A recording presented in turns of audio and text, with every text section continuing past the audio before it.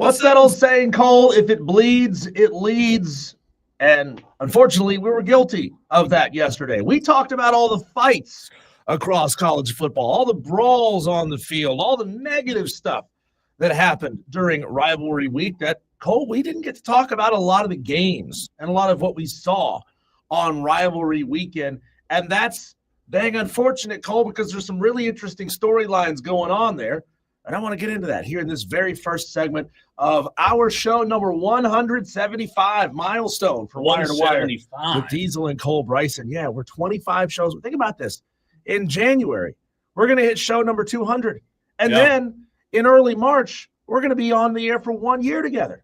Oh, my God. It's crazy, right? It feels like we just started this show. We're getting old. We just got Crazy Ralph to realize we had a show.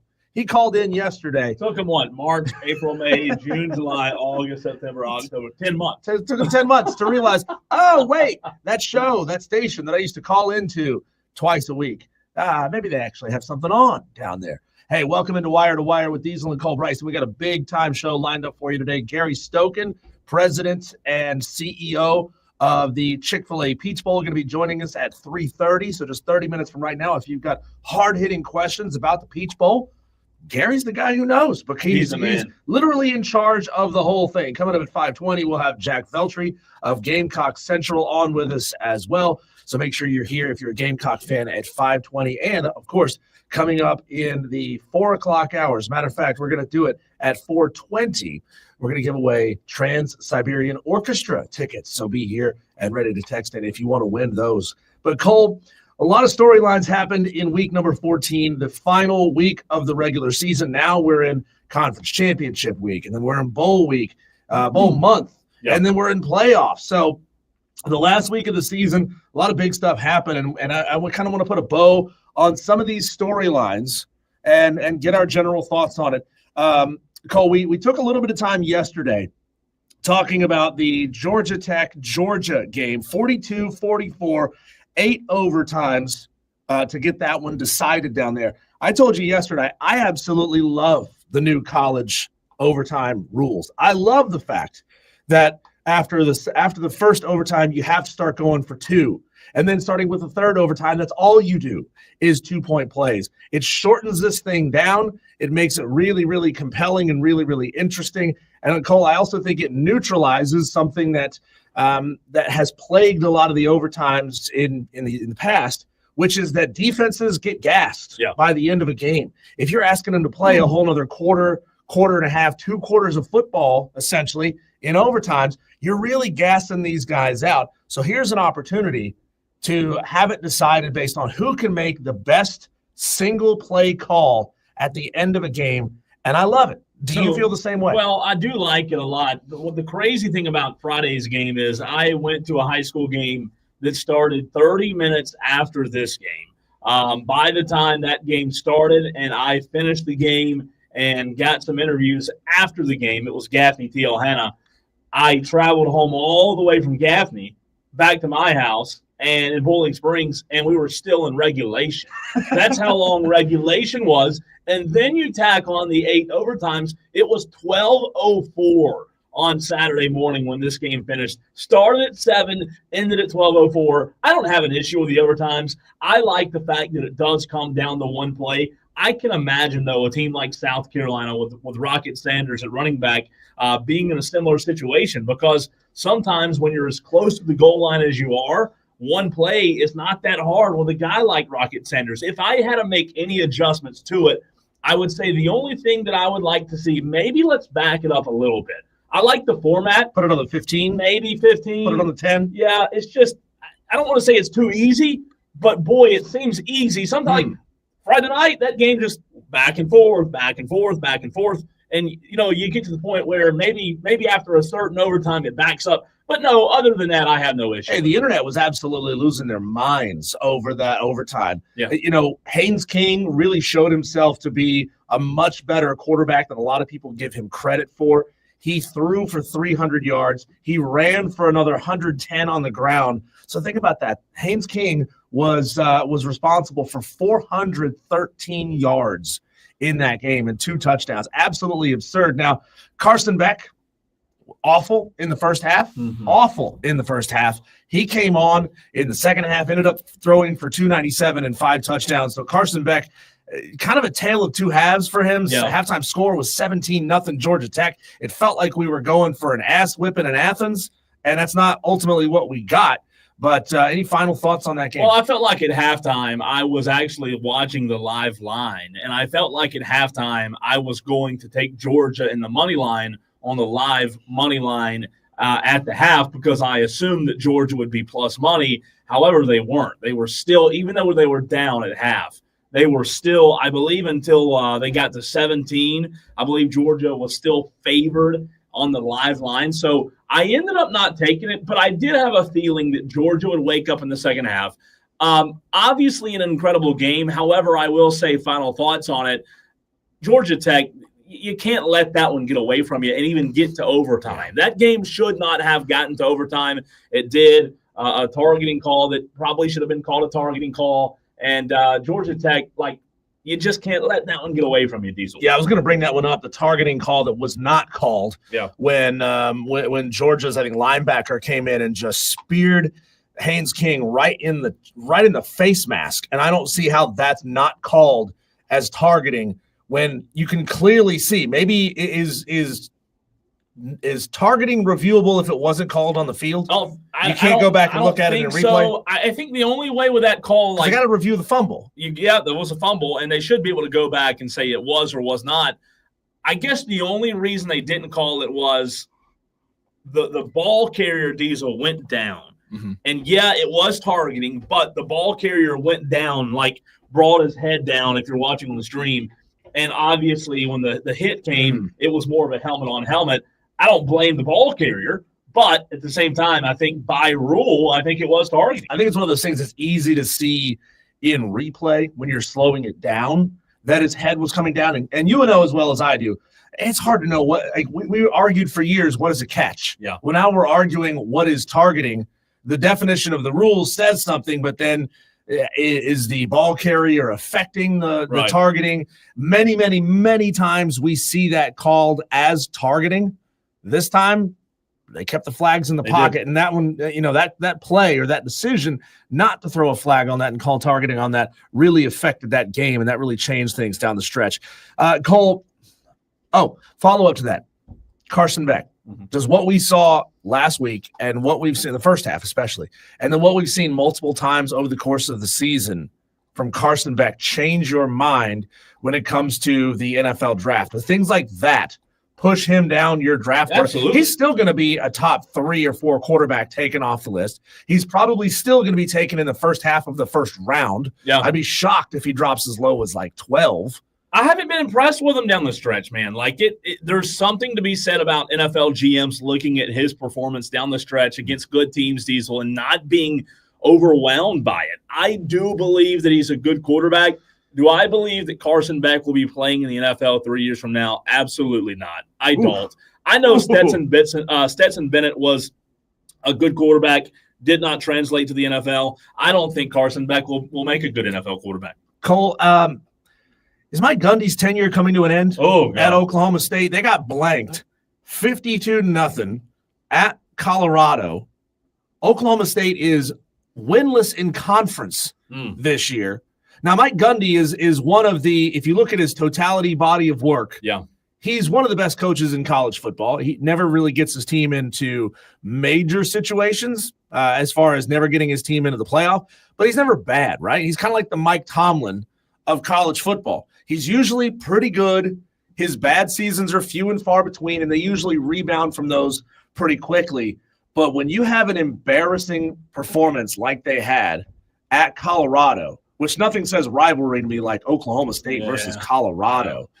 Look, when you got Shadur Sanders on the other side of the football, throwing for 438 and 5 touchdowns, and by the way, he was accountable for all but about 40 yards of Colorado's offense. That day, it's just absurd. But how do you let, if you're an Oklahoma State fan, how do you let that performance? How do you let having preseason one of the favorites for the Heisman get away from you and have a tremendously bad season? Does Oklahoma State stand? Do they have fans?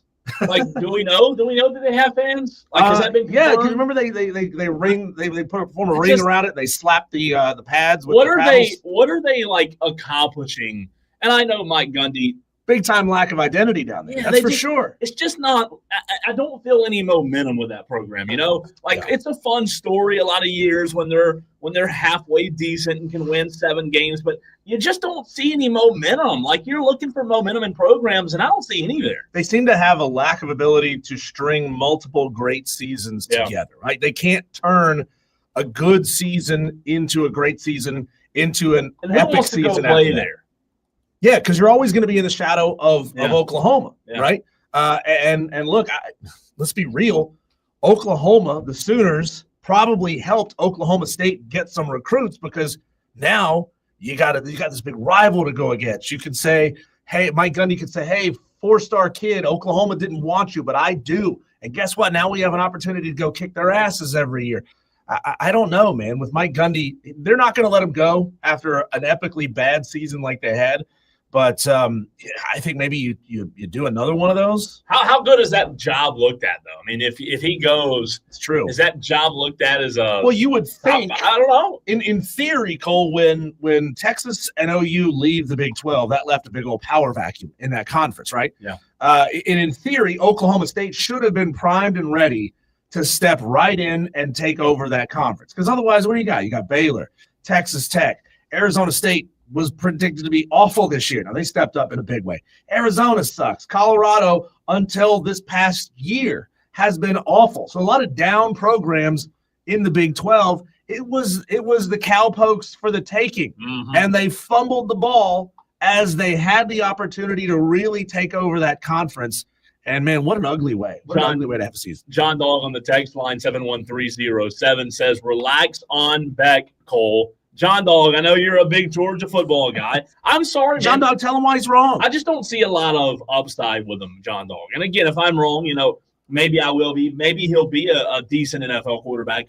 I just don't see the upside. Like, where is the upside with Carson Beck? So, again, a good quarterback, highly recruited. He has the intangibles. He can make the throws, John Dog, but I don't know what he's going to be in the NFL. How successful of a season has this been, truly, Cole, for Mike Elko at Texas A&M? They lost 3 out of their last 4. Yep. One of them was to South Carolina, which, by the way, that was the lowest offensive output they'd had in the past couple of weeks prior to this game, where they didn't score an offensive touchdown against their rival. You got the 12th man in the building. You give up 17 points. I think that's a good defensive performance if you're Texas A&M. You ask them any day of the week, would you like to hold Texas to 17 points in a rivalry game? And they'd say, yeah, I think we can go out there and score 30 on them. Yeah, but that didn't happen. A&M could not put the ball in the end zone. The only touchdown they scored was a pick 6. So it started great for not including the Notre Dame game,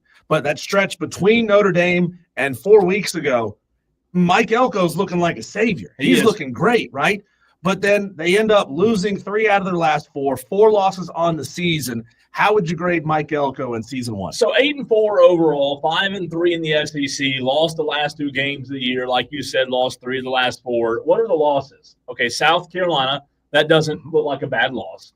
Auburn, that's a bad loss. Texas, not a bad loss. And Notre Dame. Sorry, that's 4 losses. Notre Dame, not a bad loss. So they have 1 bad loss, Diesel, and 3 losses that playoff teams. Probably. Yeah, I can see if you told me they lost to Texas, Notre Dame, and who was the other one, South Carolina. I'd say okay, it could happen. They weren't competitive in the South Carolina game. Auburn just torched their defense. So how do you view Mike Elko's first season? I think it's okay. I think it's good enough. I don't think there's panic yet. Like, I don't think he's in the same boat as Hugh Freeze. How do you think Aggie fans, because we all know A&M fans are a funky bunch, right? Yeah. No, I think next year's going to be a big year for Elko. Now, again, 2025. You think Elko could go 2-Q? Well, they open with UTSA and Utah. Okay. You do have Notre Dame again, but then you have Tarleton State, whoever the heck that is. You have Arkansas, LSU, Missouri, Texas, Auburn, Florida, Mississippi State, and South. I think that you're looking at a very similar situation where if they can flip the Notre Dame game next year, Diesel, they're expected to beat LSU, even though they're going to be very good and playing for the Natty, says Brian Kelly. Texas, maybe. But I think that when you look at the rest of the schedule, there's winnable games there. I know the expectations at A&M are high. I just don't think it was a horrible season. Quick, what is Tarleton State's mascot? They are the do you know this? Pirates. You lived in Texas. No, I have no idea. You'd never get this in a million years. The Texan Rider. What does that mean? That's a guy on a horse. Oh my God! In Texas, on the background of so they kind of stole the Texas Tech Red Raider thing. So they are the Texan Rider. Tarleton State. Never even heard of them. If they go FBS, Cole, they'd be one of the only 8, 9 teams that don't have a pluralized mascot. Texan Rider is an awful. I don't even know where Stephenville, Texas is. Never heard of that. Never heard of it. Cole, we're running sort of short on time here. Let's skip down to Purdue, Indiana. Does that change your mind if you're a CFP voter? 66-0. I mean, this game kind of felt like you or I challenging a kid in a wheelchair to a foot race. I know. It's unfair. Purdue sucks this year. Indiana goes out there and puts 66 points on them. I mean, 66 is supposed to be the number for a highway, not a football score. Purdue's been horrible this year. Yeah. They've been horrible. I don't know that it does. I don't know that it changes Do they anything. even pay attention to beating down a team that badly? I don't think you should. That's a horrible team you're playing, right? What is 66 compared to 46? Or, you know what I mean? Like in the grand scheme of things. Was that like a 7-0 score in the SEC? I just don't know that's looked at as a positive. However, I get it. It's a bounce-back win for Indiana. Texter says, T. Boone Pickens gave $120 million to Oklahoma State, died in 2019, just missing the NIL era. Talk about bad luck. And Michael Texter, you're not wrong. Michael says, OK State should be a better program. They have one of the richest dudes in the works as a booster. Well, he's dead now. Oh, he's done. Yeah, that's the other Texter, yeah. Wow. Yeah, he's dead now. All right, let's get back into a conversation that we teased yesterday with David Hood, a very short segment coming your way. Then we have Gary Stokan of the Chick-Fil-A Peach Bowl coming up in about 15 minutes. But would a win Saturday ease the minds of Clemson fans in terms of the direction of the program? Our thoughts as well as yours next.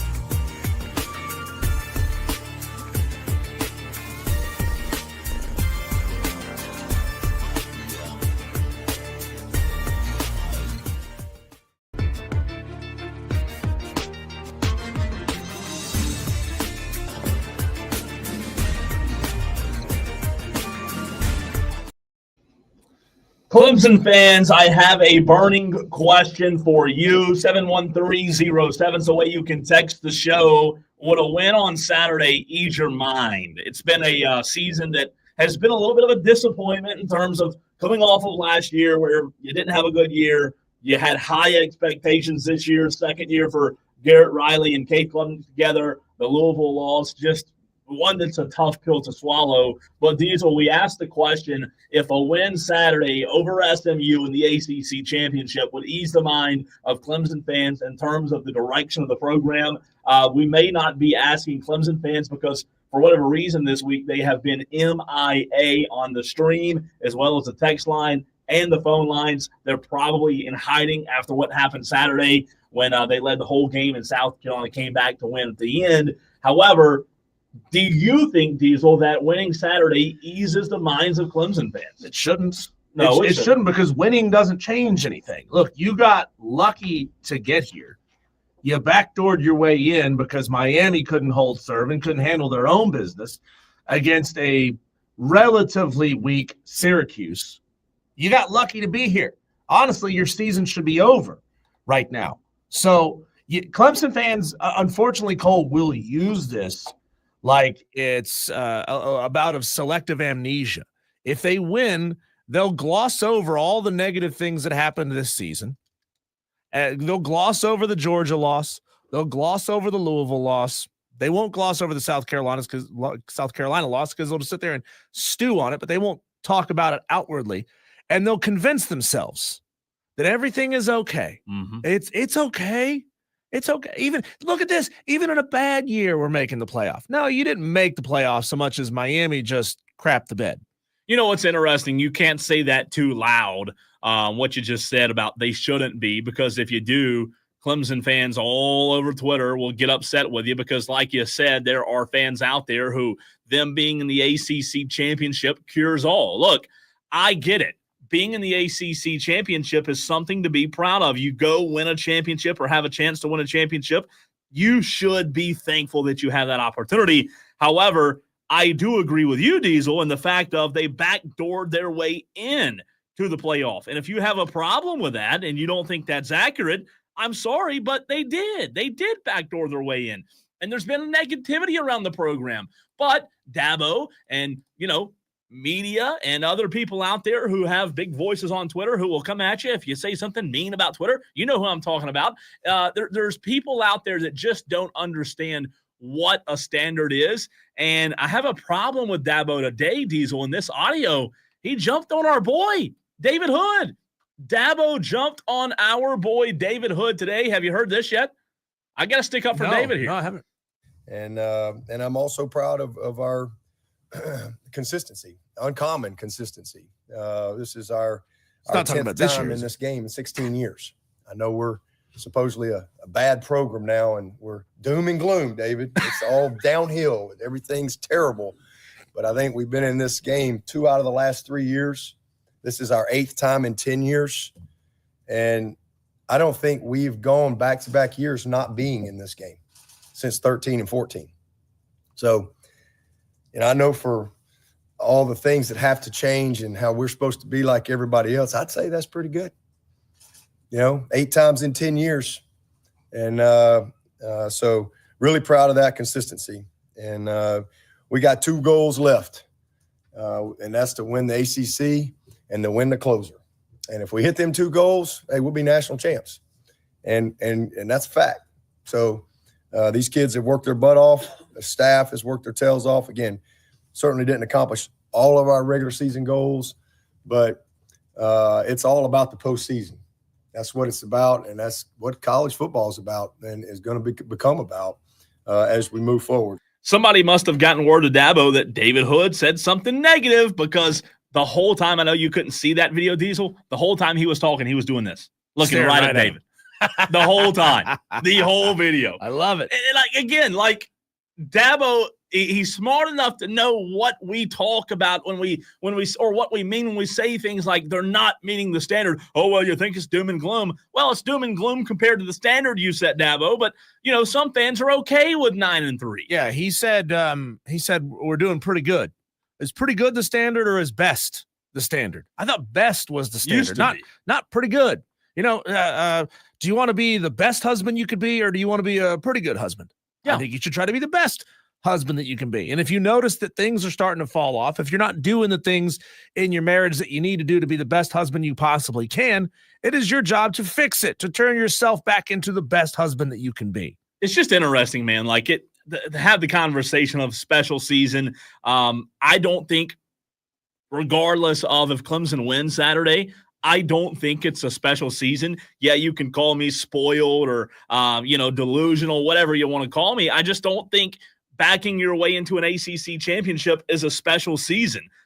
Again, you have the right to disagree, but Diesel, eventually the rubber is going to meet the road after you win that ACC, and you're going to have to play somebody with a pulse again, and that's where we're going to get back into that cycle. Cole, when we come back, we'll bring on Gary Stokan, Chick-Fil-A Peach Bowl president and CEO. He's going to be joining us live on the stream. So if you want to jump in there, Facebook, Twitter, and on YouTube, just search for the Fan Upstate. We'll have Gary Stokan on next.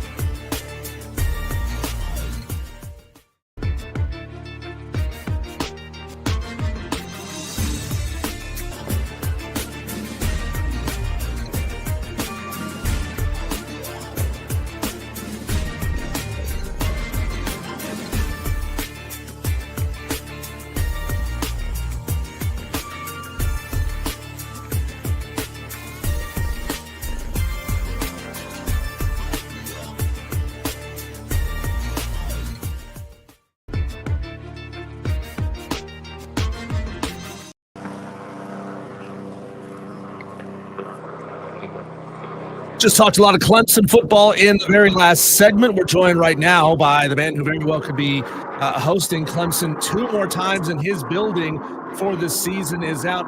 We go to Gary Stokan, Chick-Fil-A Peach Bowl president and CEO. Gary, thanks for taking the time to join us today. We've had you on multiple times before. Always a pleasure. So Clemson already played in your building once this year. Played at the Chick-fil-A kickoff. Didn't go well for them. They could play for a second time in the Peach Bowl, maybe even a third time on January 20th. Is Clemson among the fan bases that repeatedly surprise you as far as how well they show up time and time again in your games? And who else? What other fan bases really just shock you at their attendance every time? Well, thanks for having me. First off, to answer your question, Clemson never surprises me with their fan support, as they've been fantastic, whether it's playing in our Aflac kickoff game like they did this year, where we set a record for the kickoff game in attendance, or whether it's our Chick-fil-A Peach Bowl. We've had Clemson more times than any other team in our history of 57 years in the Chick-fil-A Peach Bowl, and they've gone from breaking our fax machines when there were fax machines to setting attendance records. So we're always glad to host Clemson, not only because of their fan support, but Dabo Sweeney and Graham Neff are great people to work with. Gary, I have to use a little format breaker here. This view behind you, can you tell our listeners what you're doing and where you're at right now? Yeah, I guess I can make it even better for you if I go this way, and I don't know if you can see the ocean back there, but I'm at Venice Beach, walking Venice Beach. So Venice Beach. Yeah. How about, is that right below Myrtle Beach? Yeah, a little bit west, Good stuff. But no, we came out for the Notre Dame Southern Cal game, and just decided to stay a couple days, and that's awesome. We'll go see USC Oregon basketball tonight. Saw the Lakers the other night, and saw the Clippers the other night. So we're getting in our sports fix here out in LA. Yeah, Gary, what a punchy affair that was between Notre Dame and Southern Cal out there. What are your thoughts on how conference championship game results affect the seeding of the 12-team playoff? Like, if Texas were to run roughshod over Georgia, blow them out, and the Bulldogs then have 3 losses, in your mind, should a 10-2 Tennessee, who didn't play in a championship game, be allowed to jump them? Well, I can't prognosticate. That's up to the committee. But I will tell you that, the commissioners, when they devised the 12-team CFP playoff format, they wanted conference champions to matter. I think for a couple reasons. Number one is, they make a lot of money on conference championship games, so they want to keep those in style. And secondly is, by winning a championship of your conference, you should be rewarded. Now, where it goes from here, the conference commissioners are going to, look at this year and next year and then decide what they want to do with the new playoff format starting in 26, whether they go automatic qualifiers or they still have the conference champs either get buys or get in. So, it's up to the conference commissioners. Joined by Gary Stokan, Chick-fil-A Peach Bowl president and CEO. Gary, in this first year of the expanded playoff, how has the magnitude of what is deciding who gets in, how has that changed your job and your team's job when it comes to figuring out who does participate in your bowl games? Well, I spent a lot of time drawing up the 12-team draws after every CFP Tuesday night event, but really, we're not impacted one way or another because we don't have any say-so. I still remember back in 2015, our first year, starting the CFP, and my job was for 18 years to select the teams. And I called Bill Hancock on Saturday night before the Sunday show, and I said, "So, Bill, you're going to call me and let me know who the committee picked for us." And he laughed and he said, "Gary, you'll find out when the rest of America finds out." So we'll be just like you on Sunday. We'll be waiting to find out who we have. Now, we'll know, obviously. I'll be in Charlotte this weekend. We'll know, what ACC team that we'll host. And I say that because we're still in a 12-year contract. So, in year 10 of that contract, the Big Ten still gets the right to host the Big Ten champ. So the Rose Bowl will go and get the Big Ten champ. The Sugar Bowl gets the rights contractually to host the winner or highest ranked team, I should say, of the two champs between the SEC and the Big 12, which again is if the season ended now, you'd have, the Big Ten get Oregon, you'd have Texas from the SEC going to the Sugar Bowl. Chick-fil-A Peach Bowl and the Fiesta Bowl are the two at-large bowls this year for quarterfinals. And more than likely with potentially Boise and Arizona State or Iowa State out of the Big 12, more than likely they would go to the Fiesta Bowl and the ACC champ would come to Atlanta in the Chick-fil-A Peach Bowl. He is the CEO and president of the Chick-fil-A Peach Bowl, Gary Stokan, joining us here on Wire to Wire with Diesel and Cole Bryson. I want to go back to something you said there just a second ago about conference championship games. In your mind and in your conversations with those who affect big-time decisions like this, has it ever entered their minds to potentially get rid of conference championship games? I understand they make a tremendous amount of money, and there's a lot of reasons right there to say, no, we never want to get rid of these things. But it also has the ability to penalize the teams that are participating and maybe give a boost to the teams who are not participating in the fact that they can take a week off, 2 weeks off, get healthy. So has that thought entered anybody's minds, or is that a complete non-starter? Yeah, I think this year and next year, the commissioners are going to take a look at all the unintended consequences of hosting these championship games and whether, they decide to keep them and have those used as they are now, an automatic qualifier for the bye in the quarterfinals, or do they move to 14 teams or 16 teams and they take the champions and a certain amount of automatic qualifiers. So all that remains to be seen. I think the other thing going on is you got the SEC that is considering and probably needs to make a decision this spring on whether they want to go to 9 conference games and whether ESPN will pay them for that. If they do, then what do they do with the potential rivalry games? Clemson, South Carolina, Georgia, Georgia Tech, Louisville, Kentucky, Florida, Florida State. All those rivalry games, because they're also in parallel to all that, they're considering doing a matchup home and home with Big Ten. And so when you start to layer in, a tough conference schedule and an SEC with 9 conference games, a rivalry game that would get you 10, and a tough Big Ten game that gets you 11, that's a tough schedule. And so, all that comes into being when they start to analyze what are they going to do in 2026 with the playoff. Gary, from y'all's end, whether it be the kickoff game or the bowl game, logistically and planning and everything that goes into it, is it pretty much the same, or is it different, obviously, with it being a different game? Yeah, it's a great question because, if they look and say, okay, we're better off scheduling an easy schedule, so to speak, quote unquote, to get to 11-1 or 10-2, because that's what it's going to take to get in the playoff. Do we need to schedule a Georgia if we're Clemson, or we're a Clemson if we're Georgia? I will tell you, and if you talk to Dabo, he would tell you that the Georgia game really helped Clemson this year. It certainly helped Georgia because that Clemson win is helping them, in their arguments for where they should be in that committee room. And everybody I've talked to, from Nick Saban to Frank Beamer to Dabo Swinney to Kirby Smart, have all said that playing in that kickoff game has really helped them, because the coach will tell you improve most as a team between week 1 and week 2.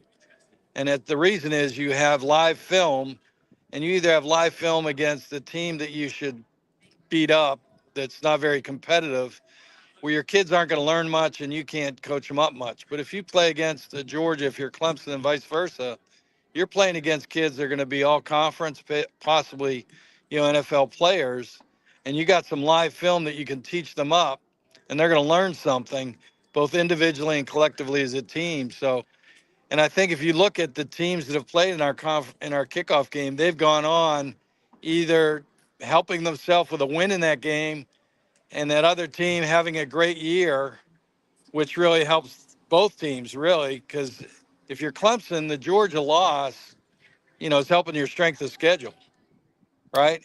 If you're Georgia and you beat Clemson and Clemson has a good year, that helps, your strength of schedule as well. So hopefully we can keep these kickoff games because I think they do a great deal for college football. Our Georgia Clemson game is still in the top 15 of most viewed broadcasts of college football this year through, the last week of the season. Gary, can you describe a game day for you? When it is the Chick-Fil-A Peach Bowl, what's game day like for you? Are you kind of running around, putting out fires, managing things, or is it such a well-oiled machine at this point that you can sit back, sip a cocktail, and enjoy? Well, I don't sip cocktails anyway, but my staff does such a great job. They're the best in the business. That between them and Mercedes-Benz Stadium, we get a lot done. Obviously, I'm available should something need my attention, but most things are handled through them. We will not have a parade this year. We'll have our Fan Fest where we typically have about 35,000 people in the Georgia World Congress Center. So I go over there and walk through there, make sure everything's okay, and then we won't do team walks this year into Mercedes-Benz because we're a 1:00 game. And it's a different bowl week. We get teams we'll get teams probably Sunday night come in. They'll probably grab and go dinner, maybe a sit down dinner.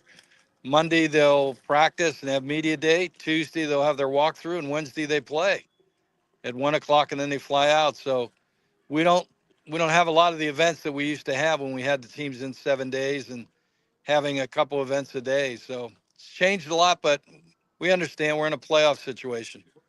Gary, my last question for you, with you being close to the ACC, what would your reaction be if SMU defeated Clemson on Saturday and the ACC only got one team in the 12-team playoff?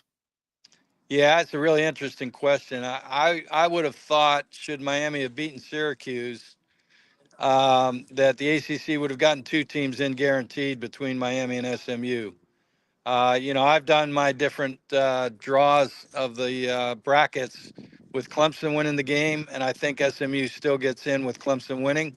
Clemson would get the bye, obviously, being a conference champ. I think if SMU wins, Clemson's out. SMU gets the bye, and I think Miami's got an interesting day to watch and see what happens. I can make the argument for them. I can make the argument for some other schools as well. And, having been out there in Gaylord, Texas, and sat in that room with all the computer information and data that you get and gone through a mock draft, the CFP does a great job. It's hard to get it wrong with all the information you have in front of you. So, and knowing a lot of those people in that room, I know they'll get it right. What's the biggest misconception that average Joe on Twitter, guys like Cole and I and our listeners who are chatting about this, that we have about how the CFP committee goes about doing what they do? Well, as you know, there's no politics. So if your team is, if you've either served at that school or you're at that school or in that conference as a commissioner, if you're on that, or your NAD, I should say, if you're on that committee, you have to leave the room. So in other words, Ward Manuel, when Michigan last year was in the discussion, he had to leave the room. So it's very fair. It's very well organized, and, they do a great job, and they'll get it right again this time. Obviously, having played basketball back in the 70s when there was only 24 teams, and then he went to 32 because number 6 Maryland lost to NC State, in the ACC tournament the next year. They went to 32 teams.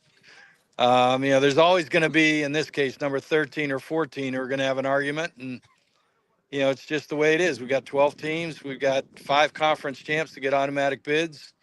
We got 4 of those. The highest ranked ones get buys. I mean, that's the rules and regulations. And everybody understood that going in. Gary, fantastic stuff. We really appreciate your time. Great view, as we said earlier, and have a great trip back. Thanks so much, guys. Appreciate you having us. Look forward to seeing you in Charlotte. Absolutely. Gary Stokan, CEO and president of the Chick-Fil-A Peach Bowl. I love having him on, man. He's done so many things, Diesel, in his position. He's a great guest. I mean, we're fortunate to have him. I wonder if he's going to take the 2.5 mile jog up to Muscle Beach and start blasting out some pull-ups, some push-ups there on the beach. The weather looked absolutely phenomenal. He was out there in a t-shirt.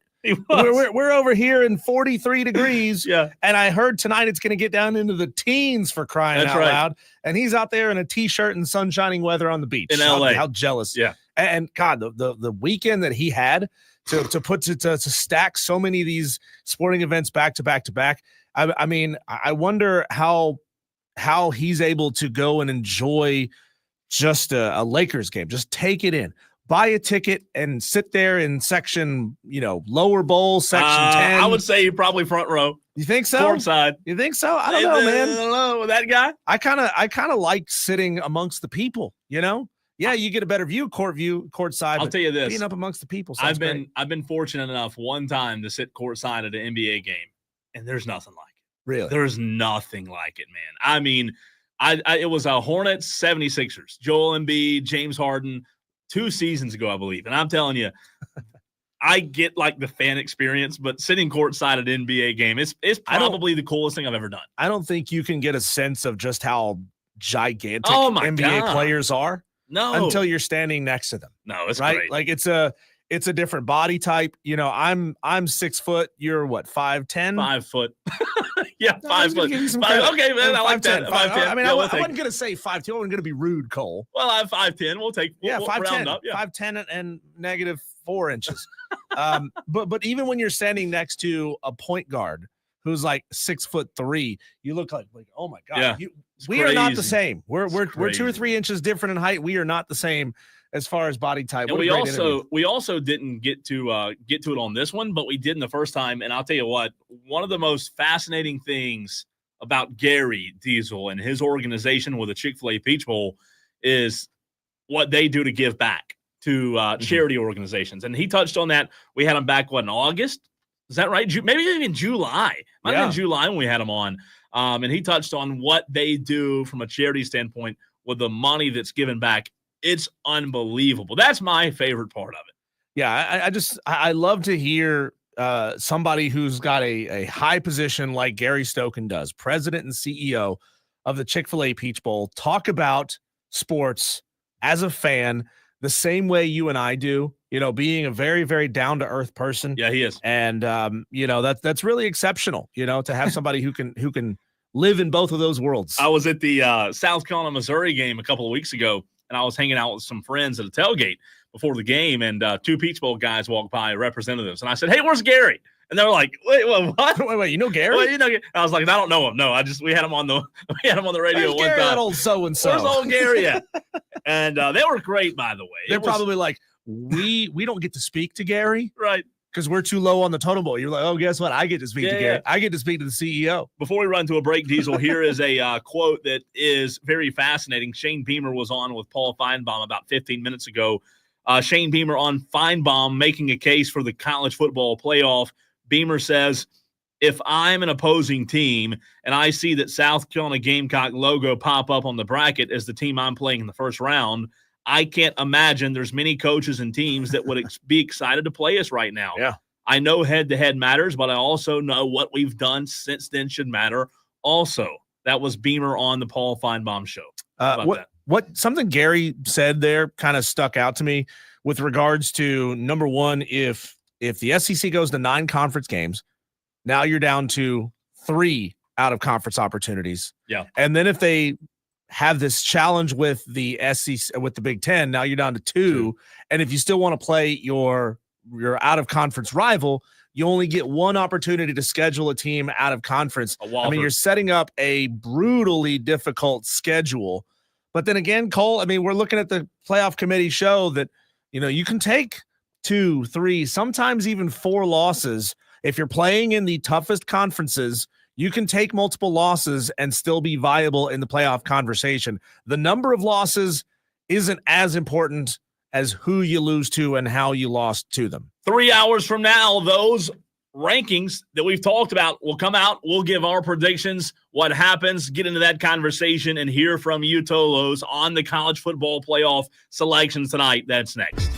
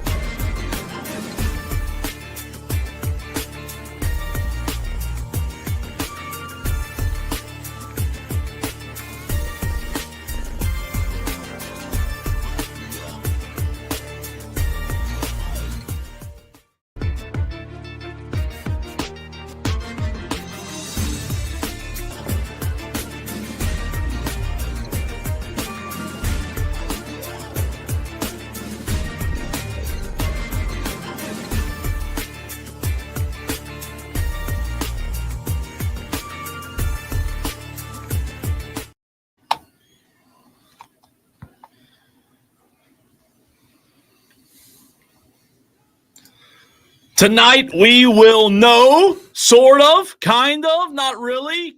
Maybe Diesel halfway no, because the final rankings will not be until next Tuesday, which will be a very, very fun day as we look forward to 1 week from today being the final rankings. But we will have a new college football playoff rankings revealed tonight at 7 o'clock, Diesel. And the burning question here in the upstate is not about Boise State. It's not about Indiana anymore. It's about the South Carolina Gamecocks and what will happen tonight, because tonight will reveal, even though they're not the final rankings, Diesel, tonight will reveal how the committee views South Carolina, because remember, South Carolina is off this weekend. They're not playing in the conference championship game. So even though next week's are the final ones, I think tonight, Diesel, we will know how the committee views South Carolina versus Alabama.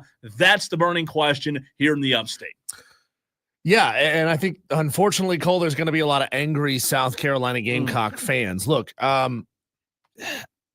getting into the college football playoff was a pipe dream this year when you're talking about the early part of the season, except for Tom. And Tom predicted it from the very beginning of the season. He said, man, we're going to win 9 games this year. He did. Tom might be one of the only ones who thought South Carolina was capable of winning 9 football games. Cole, I think South Carolina is going to finish somewhere in the range of, what were they last week, 15? Yeah, that sounds right. I think they'll probably rise to 13, but not a whole lot higher. I don't see them in as a number 12. Yeah, they were 15 last week. Yeah, I don't see them rising as far as a number 12, because that would probably have them jumping Alabama, a team that they lost to. And the conversation will always come back to, well, head-to-head has to matter. South Carolina is going to be ranked higher than Ole Miss because Ole Miss has stumbled multiple times down the stretch. I understand that Ole Miss absolutely blanked South Carolina, made them look bad, but that was early in the season, and this South Carolina team that we have now had not emerged yet at that point. And it's a tale of two halves, right? The seasons of two very different halves of the season, and you can't deny that South Carolina is playing better football than Ole Miss right now. And if those two teams were to face off 10 times, I'd probably have South Carolina winning 7 of them. Diesel, I want to read you a tweet, and I want your reaction to this tweet, as well as the reaction from our Tolos. This is from Adam Brenneman, at Adam Brenneman 81 on Twitter, or on X rather, whatever you call it. Here's the tweet he put out, and I reposted this, so if you want to read it for yourself, you can do so. I reposted it at the Cole Bryson. That's where you can see the tweet. But Diesel, I want your reaction to this. Adam said, I keep hearing South Carolina lost to Alabama and Ole Miss. How could they get in the playoff over them? Here's the deal. Head-to-head only matters when all else is equal. If one team has a clearly better resume, head-to-head is irrelevant. It's the same reason NIU doesn't make the playoff for beating Notre Dame. South Carolina's resume is far and away better than Alabama's or Ole Miss, 6-game win streak, 4 wins over top 25 teams. Don't tell me head-to-head matters when the committee ranked Bama over Tennessee despite Bama losing to them, South Carolina over LSU despite South Carolina losing to them. The numbers don't lie. Oklahoma went 2-6 in the SEC. Vandy went 3-5 in the SEC. Alabama lost to both on the road. South Carolina beat both on the road by 26 and 21 points. South Carolina's had one bad game all year where they lost their quarterback in the second half of a 3-point loss to LSU. That was the next game. And then nearly won a 3-touchdown underdog at Alabama. It's simple. South Carolina's on a roll, says Adam. They've won 6 straight. They've beaten more ranked teams, and their losses are better quality. It's down to South Carolina versus Alabama for the final playoff spot, and the committee's choice is brand versus deserving. Brand versus deserving. I'm glad they finally revealed that's the fact. I mean, brand, I think it is, don't you? Yeah, of course it is. Brand gets eyeballs. Deserving, it's a good story. It might get some eyeballs, but it's not going to get as much as the brand. Now, like the diehards are going to be watching no matter what. You, I, Madcraft, Brian Pettit, everybody watching the live stream right now, which, by the way, we're on Facebook, Twitter, and Instagram at the Fan Upstate. Not on Instagram, but Facebook, Twitter, and YouTube. We're all going to be watching no matter what, right? They're trying to get the civilians. They're trying to get the normies, those who kind of like football, but only really pay attention when the big brands are playing. There's people who say that with the with March Madness. They don't really pay attention until the big brands kind of push all the little guys to the side, and all of a sudden we're down to the Sweet 16. Sure. The big brands are in it. Look, and that's where a lot of people are. That's who they're trying to get. So they would rather set up an Oregon-Tennessee matchup than an Oregon-SMU matchup, because SMU is still new to the scene as a power program. Boise State, I think Boise State honestly has a bigger brand than SMU has. Indiana, that's bad for business when you're talking about the College Football Playoff Committee. It's bad for business because they don't have this ravenous fan base that's going to send 40,000 people to a bowl site, or 50,000 people, and only 40,000 of them can get in. So the other 10,000 are in bars all over that town. Maybe they don't have that kind of a fan base yet, and so they say, let's rank them a little bit lower to make it tougher on them. And by the way, Buckeye Mike corrected me on the text line 71307 keyword fan. He said, I believe the final rankings are Sunday. You're correct, Mike. I was in the Tuesday to Tuesday Cycle thought Tuesday? process. You're right. I would have thought the same thing. It is Sunday. Yeah. Thank you for correcting me. Tuesday, Sunday, because the conference championships obviously will end on Saturday. But Diesel, when you talk about brand versus deserving, I thought that was a very well put out tweet by Adam Brenneman. Obviously, there are going to be people who say head-to-head's more important in this scenario. I do think it's going to come down to South Carolina and Bama. Now, I had this conversation with someone last night. If you're a Gamecock, you've got to be pulling, and tell me if you disagree, Diesel and Tolos, you've got to be pulling for SMU on Saturday to beat Clemson, because if SMU beats Clemson, Clemson's out. Sure. If Clemson beats SMU, Clemson's in, and Gary said it. If Clemson wins, SMU is probably going to backdoor their way in as a large. Yeah. Because they told us, Diesel, here's the reason. They told us at the beginning of this thing that the loser of the conference championship wouldn't be penalized. Yeah. So is that true? That's what we're going to find out. Yeah, and you could also make the logical case that South Carolina should be rooting for Clemson to win the ACC championship game, because then they have a win over a conference champion. Yeah, that's just true. 1 week prior. No, that's true. So what? And again, texters, South Carolina fans out there, I know we have a lot of them. Who are you rooting for? Who do you think is the best case scenario Saturday for your Gamecocks to get in? 71307. Phone lines also open 844-326-3663. You know what? I'm going to launch a poll to that effect on our Twitter account as well, at the Fan Upstate. So give that just about 5 minutes. I'll have that up for you, and you can go vote there. Gamecock fans, what scenario are you pulling for? Because I know a lot of South Carolina fans would say under no circumstances ever would we pull for Clemson to win a game. Ooh, I think they'd have to. However, Clemson winning a game helps you out and strengthens your strength of schedule. That's an interesting point that you brought up, though, about the strength of schedule. Which one do you weigh is more valuable? Clemson winning and having beaten the ACC champion, or on the flip side, Clemson losing and the ACC probably only getting one team in? Sorry, Madcraft, I don't know. Gary said it well about Miami, too. Miami's probably on that bubble watching on Sunday in a very similar situation that Florida State was in last year. But I know I'm not talking about quarterback and injury, but Florida State kind of had a feeling last year. If you talk to people inside the program, they had a feeling that the bad news was going to come, that they were going to be spoiled and be on the outside looking in. I don't know. Brand versus deserving. I know head-to-head matters. I get that. But I don't know how, like, if your goal, and you and I have talked about this a million times, if your goal is to find the best teams right now, South Carolina's in over Bama. If your goal is to find the best teams in October, Bama's in over South Carolina. What's the goal here? And I think that's probably where the debate starts. Yeah, see, look, I don't envy the college football playoff committee, and Gary said right there's no politicking involved. They do a much more above board job. They don't tell us what their criteria are. They don't make us privy to the conversations that they have. But Gary put it very, very clearly that, look, these are smart people that are doing a fair job, as fair as they possibly can. Now, maybe you don't think it's fair because it didn't benefit your team. Yeah, that's right. So you may scream and yell and cry foul here, but they're also trying to figure things out with about 15 or 16 different teams, and yours is probably not the one that's getting shafted here.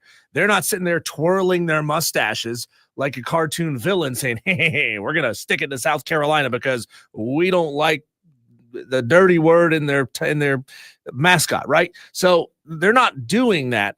I find it interesting that if somebody is involved in a discussion about a specific team that works for that conference, they have to leave the room. That's a really fascinating element there. Cole, again, I don't know how you do this without getting computers involved, right? Because there's so many factors that you can let a recency bias, just a recency bias as far as the information, how it's presented to you, can affect your decision, right? You could say head-to-head schedule. Well, overall strength of schedule. Well, here's how they did against common opponents. And those things can all weigh in your mind.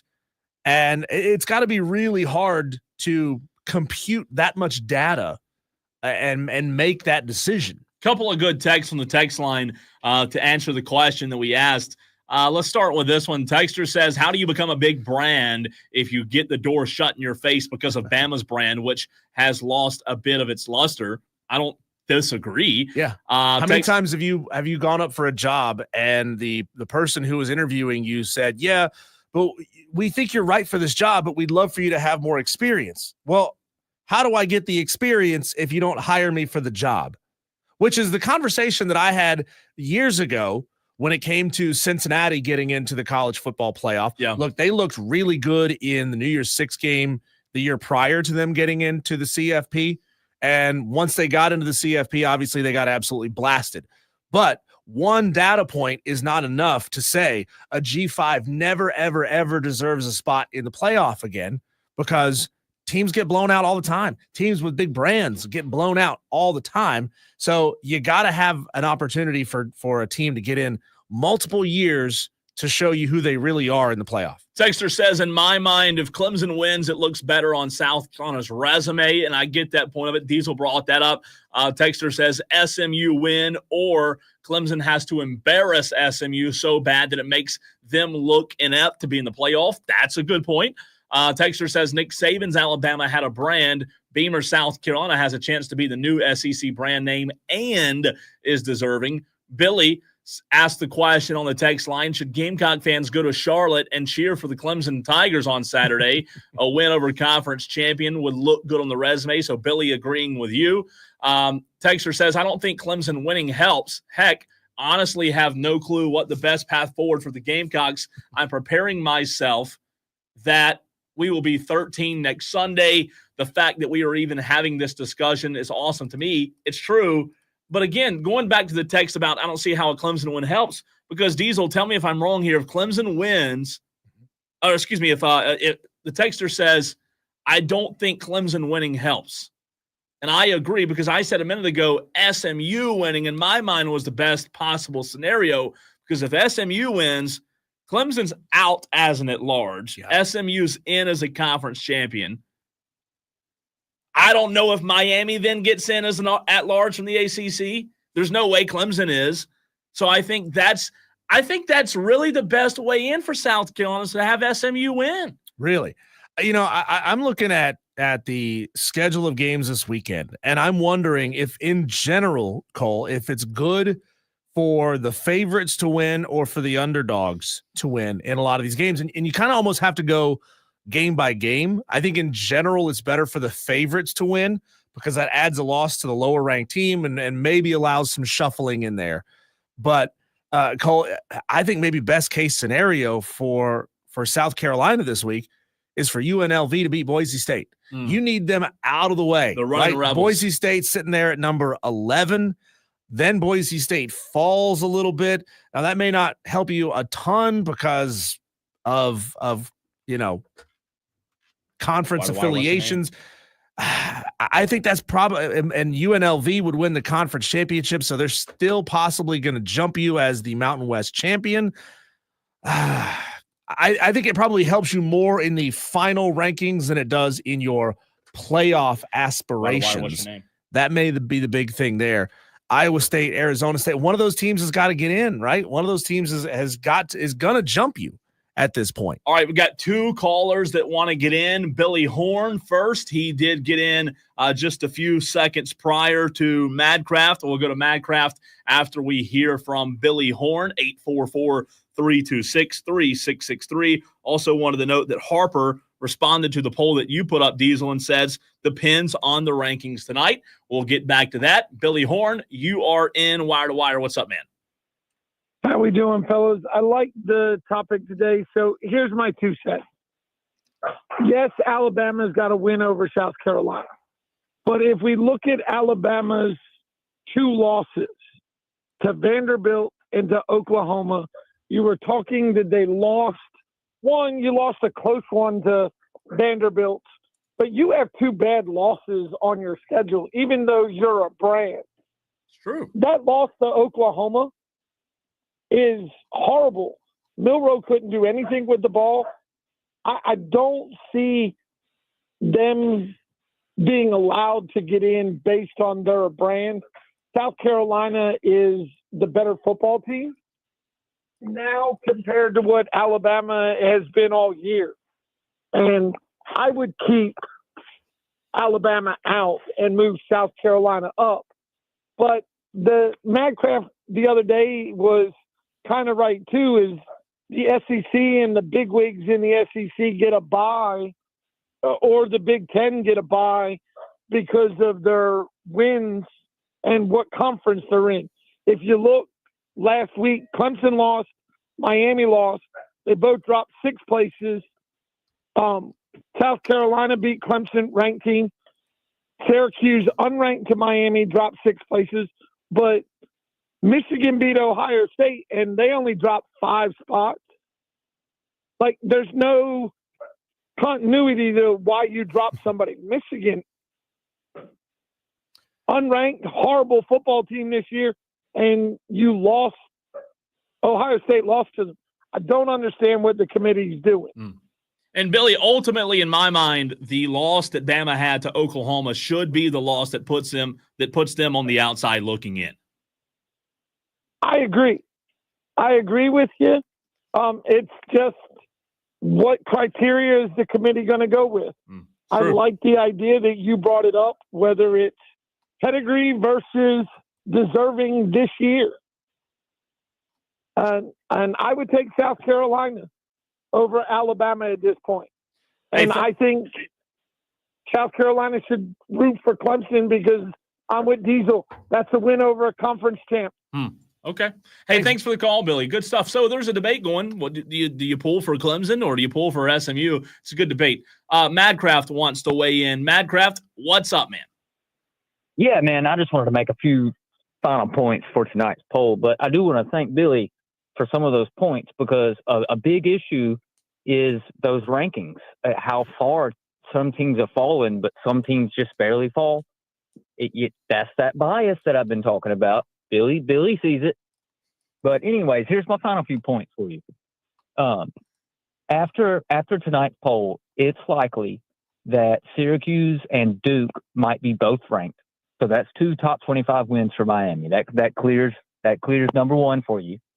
Okay. Our defense is a top 25 defense. Our defense is ranked above Alabama's and Georgia's, which is the conference that you say plays all defense, but they have all those blowouts that we've all been talking about. I also want to make my final point. Miami and Alabama have a common opponent this year, and I forgot about it. It's South Florida. Alabama was losing to South Florida in the 4th quarter and had to score 4 touchdowns in order to make it look like they beat them bad. We beat them 50-10. No, that's true. I don't want to hear nothing else about it. Diesel and I watched that game. We were at Clemson. Remember that, Diesel? And we were at Clemson. It's a fair point, Madcraft. Appreciate the call. 844-FAN phone. It's a good topic, man. And I know right now with today and tonight, it's the hot topic. Everybody wants to talk about it, especially from a South Carolina point of view, Diesel. But before we run to a break, I'll tell you this. Tolo's out there. Diesel and I tell you this all the time. We want this show to be an interactive show, and that's what we do. We want you to be a part of it. We're supposed to do our welfare check at 5 o'clock today, but if you Tolos would rather get back into this conversation, let us know. I'll let you be the voice today if you want to do this. Because there's so much to get to. There's so much. So you let us know, welfare check at 5, Tolos, or get back into this conversation. Yeah, Cole, I intend to ask a question of our 520 guest, Jack Veltri from Gameocck Central, to see if we can figure out how to normalize, and by normalize, I mean equalize. Normalize is an audio term. How do we equalize a strength of schedule or a record in the SEC with a record in the ACC, right? How do you say that that 3 losses in the SEC roughly equals 1 loss in the ACC? Good question. Doesn't matter how you win and lose those games. What if it's a 10-point loss? If it's a 3-point loss? If it's a 21-point loss? How do you sort of normalize those two things in your mind? And that's ultimately the conversation that we're always having, right? When we're trying to say that this team from this is in this conference and they're better because of this.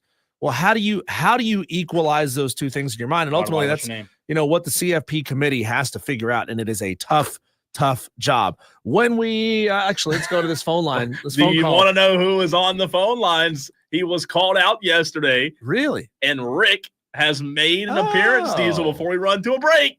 Rick's in Wire to Wire. What's up, Rick? Did Tom call me out? Oh, big time. Did you not listen yesterday, Rick? No, let me tell you, Tom. I'm going to apologize for you. I didn't think the Cocks could beat the Tigers. I don't know how you done it. Sleight of hand, cards. Did you get a gypsy to put a spell on them or something? But they beat them, and I got to say, the Cocks are the better team this year than Clemson. You beat me, okay? I'm a beaten man, okay? Tom, you're a good man. This ain't no call for good men, okay? Thank you. That's a good call, Rick. Thank you, Rick. Look at Rick being calm and collected. Wow. Now we're going to need Tom's reaction to Rick's call. We're going to need Tom's reaction to that. I'm sure he'll call in. He usually does right about 5 o'clock. So that's going to be coming up. That's great. I'm sure. A little bit later. Hey, coming up in the very next segment, Cole, going to give you a chance to win Trans-Siberian Orchestra, the Lost Christmas Eve concert tickets for their show at Bon Secours Wellness Arena Friday, December 13th. I'll tell you what the keyword to text in the very next segment is. But Cole, is it a foregone conclusion that every upset pick this weekend will come in for the highest point totals? Ooh. Here's the thing. Now that we're in conference championship week, all these are very close football games. So it's not as easy just to take the big one because there's no big ones in this week. So we'll get into that next. Upset picks, early leans, and your chance to win TSO tickets next on the Fan Upstate.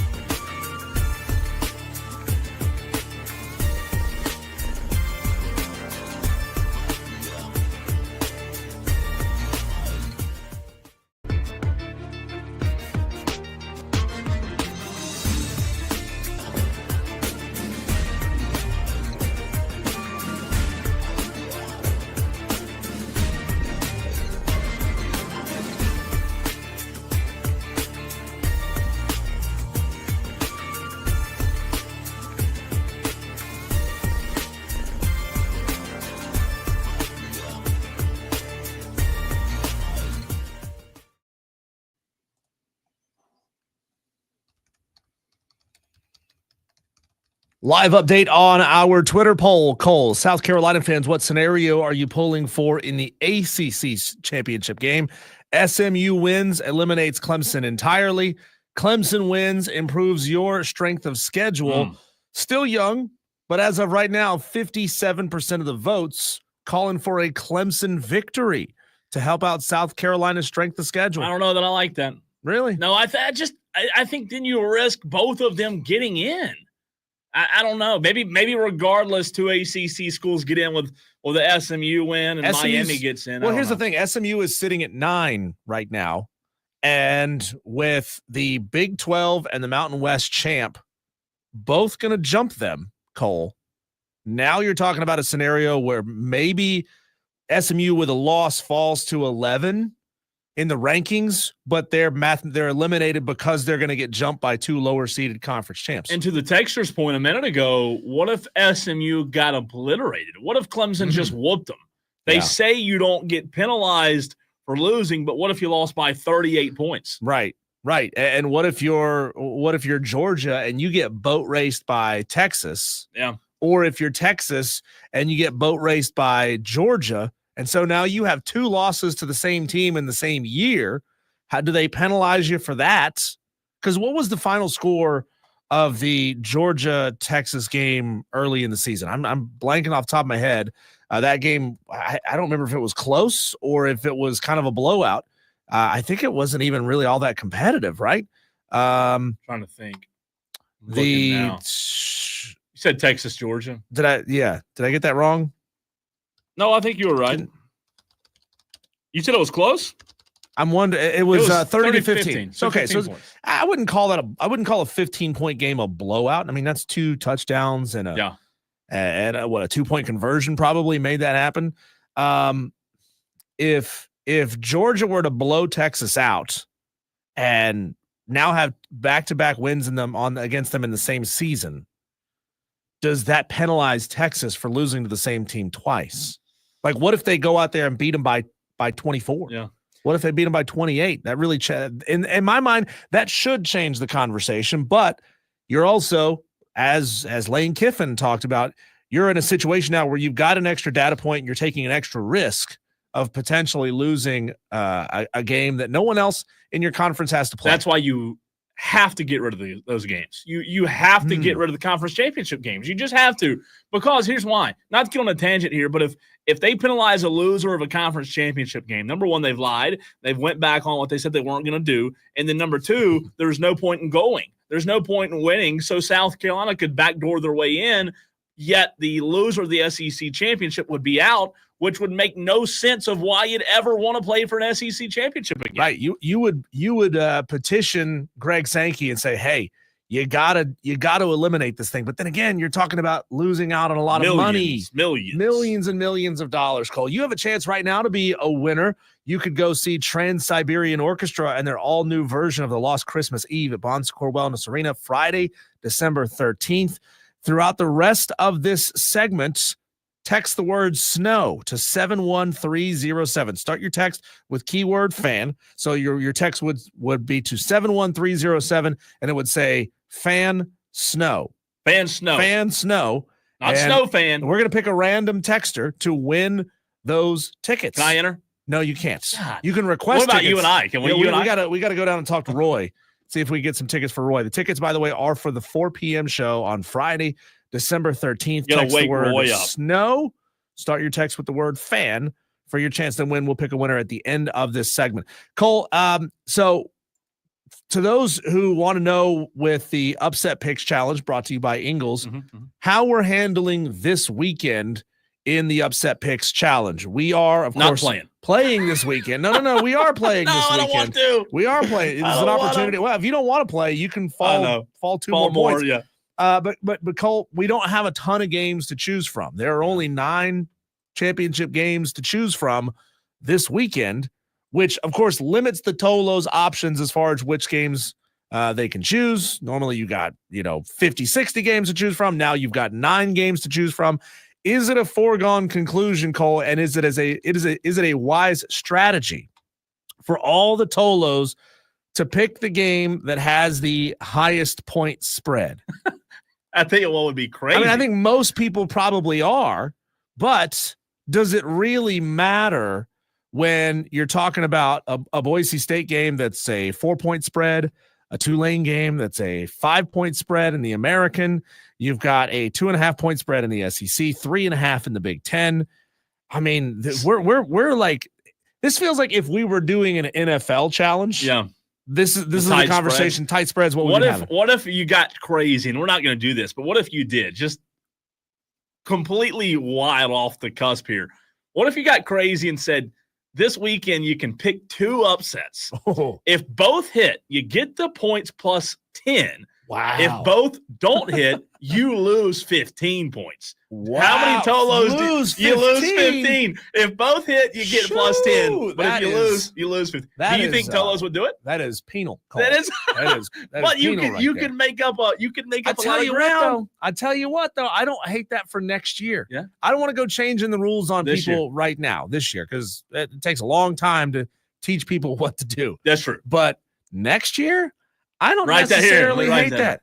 I don't hate that. You pick 2 games during championship week. If you hit on one, you just get the points. If you hit on both, you get the points plus 5 or 10. Yeah. And if you miss on both, you lose 5 points. Or 10. That's interesting, Cole. That'd be scary really territory, right? So, yeah, with these tight spreads, Cole, we're probably going to have a lot of people taking what is right now, still 24 hours, by the way, that this spread could change a little bit. Taking the Tulane Army game, is that the best option?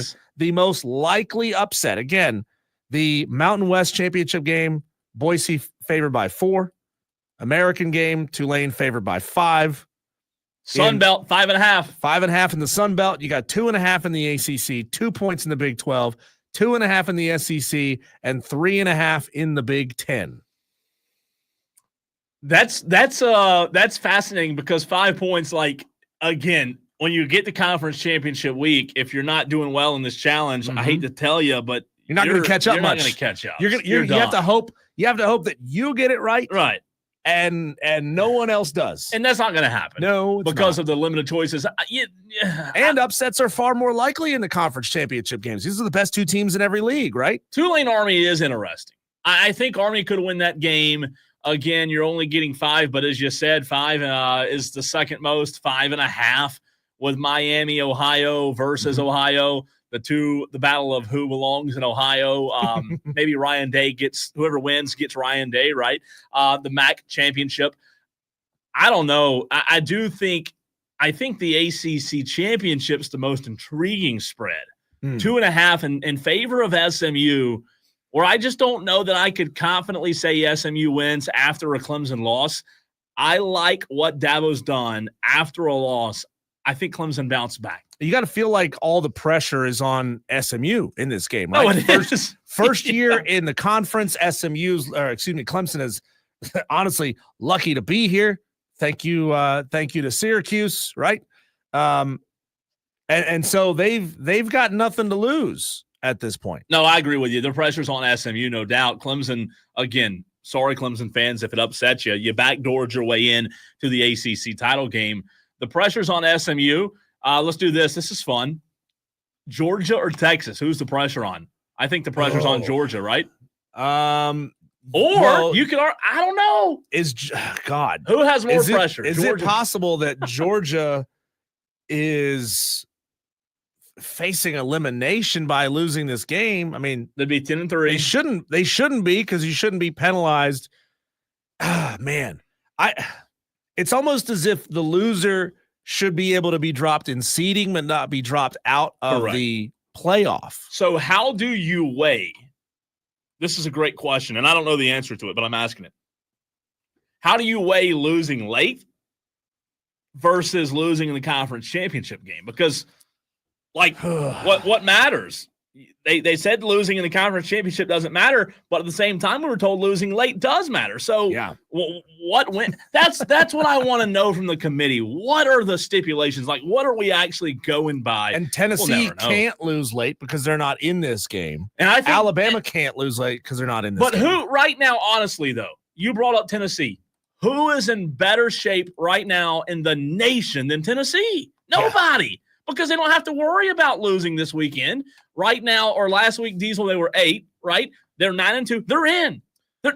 Nobody's in a better spot other than Notre Dame, maybe Penn State, than Tennessee is, because they did what Lane Kiffin said, and they didn't make the conference championship. I love, Cole, how all of this is lining up for, and I think the chances are still relatively low, but it's all lining up for the scenario that I was hoping for most.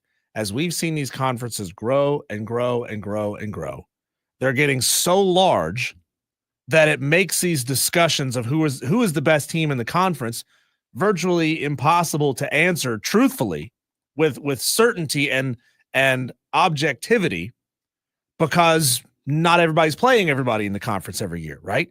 So as these conferences continue to grow, and you're going to have multiple teams now sitting at 1 loss or 2 losses in these extremely tough conferences, and you're now potentially having the conversation down the road of eliminating championship games because they're far too penal on the team that loses in the conference championship game and advantageous to the team that finishes third. Do you start having the conversation, Cole, that, man, these conferences are too big. We can't figure out how to determine who the best teams are in the conferences. Maybe it's smart for us to just go ahead and break back apart in half. If you've got 20 teams in the Big Ten, go ahead and split it down the middle. You have 10 out west. That's now the Pac-12 again. Congratulations, you're back. And you have the ones on the eastern half of the United States. They get to stay the Big Ten. You've almost, and again, I'm not a mathematician, but you almost have to have 2 groups. In high school football this year in South Carolina is doing something brand new with RPI, where there's Division I and Division II, and each one's going to have a champion. But in college football, you're almost going to have to get to the point where you have this ranking that has nothing to do with your conference. People don't like it because it's soccer. You almost have to go to a point system like what soccer or hockey has, where you get X number of points for a win of 2 touchdowns or more, X number of points for a win of 2 touchdowns or less, X number of points for a loss. Or what the texter said, conference tournament. Conference tournaments. You do it in basketball. So now we're talking about extending the season even more. Correct. I thought the regular season was supposed to matter. Now you're just trying to be good enough to get into your conference tournament and then go represent your conference in the national tournament. This thing gets so muddy, and that's the fact that these conferences have gotten so big and unwieldy. They've gotten too big. All right, Daily Wires on the other side. I did ask the question to the Tolos, the audience out there, earlier in the 5 o'clock segment. We have welfare check scheduled. I put that there, but Tolos, do you want to go welfare check and check on the hot seats, or do you want to keep the playoff conversation going or split 50-50? One texter says, no welfare check. We want more of this. The other texter says, please do the welfare check. I need a break. Texters, what do you, Tolos? What do you want to do? And then Diesel, our snows are in. We have a lot of snows. Got a lot. Hey, by the way, did you see it snowed in the upstate last night? No, it didn't. Yes, it did. No, it didn't. I saw pictures. I promise. Shut the schools down. I promise. It flurried. Daily Wires next.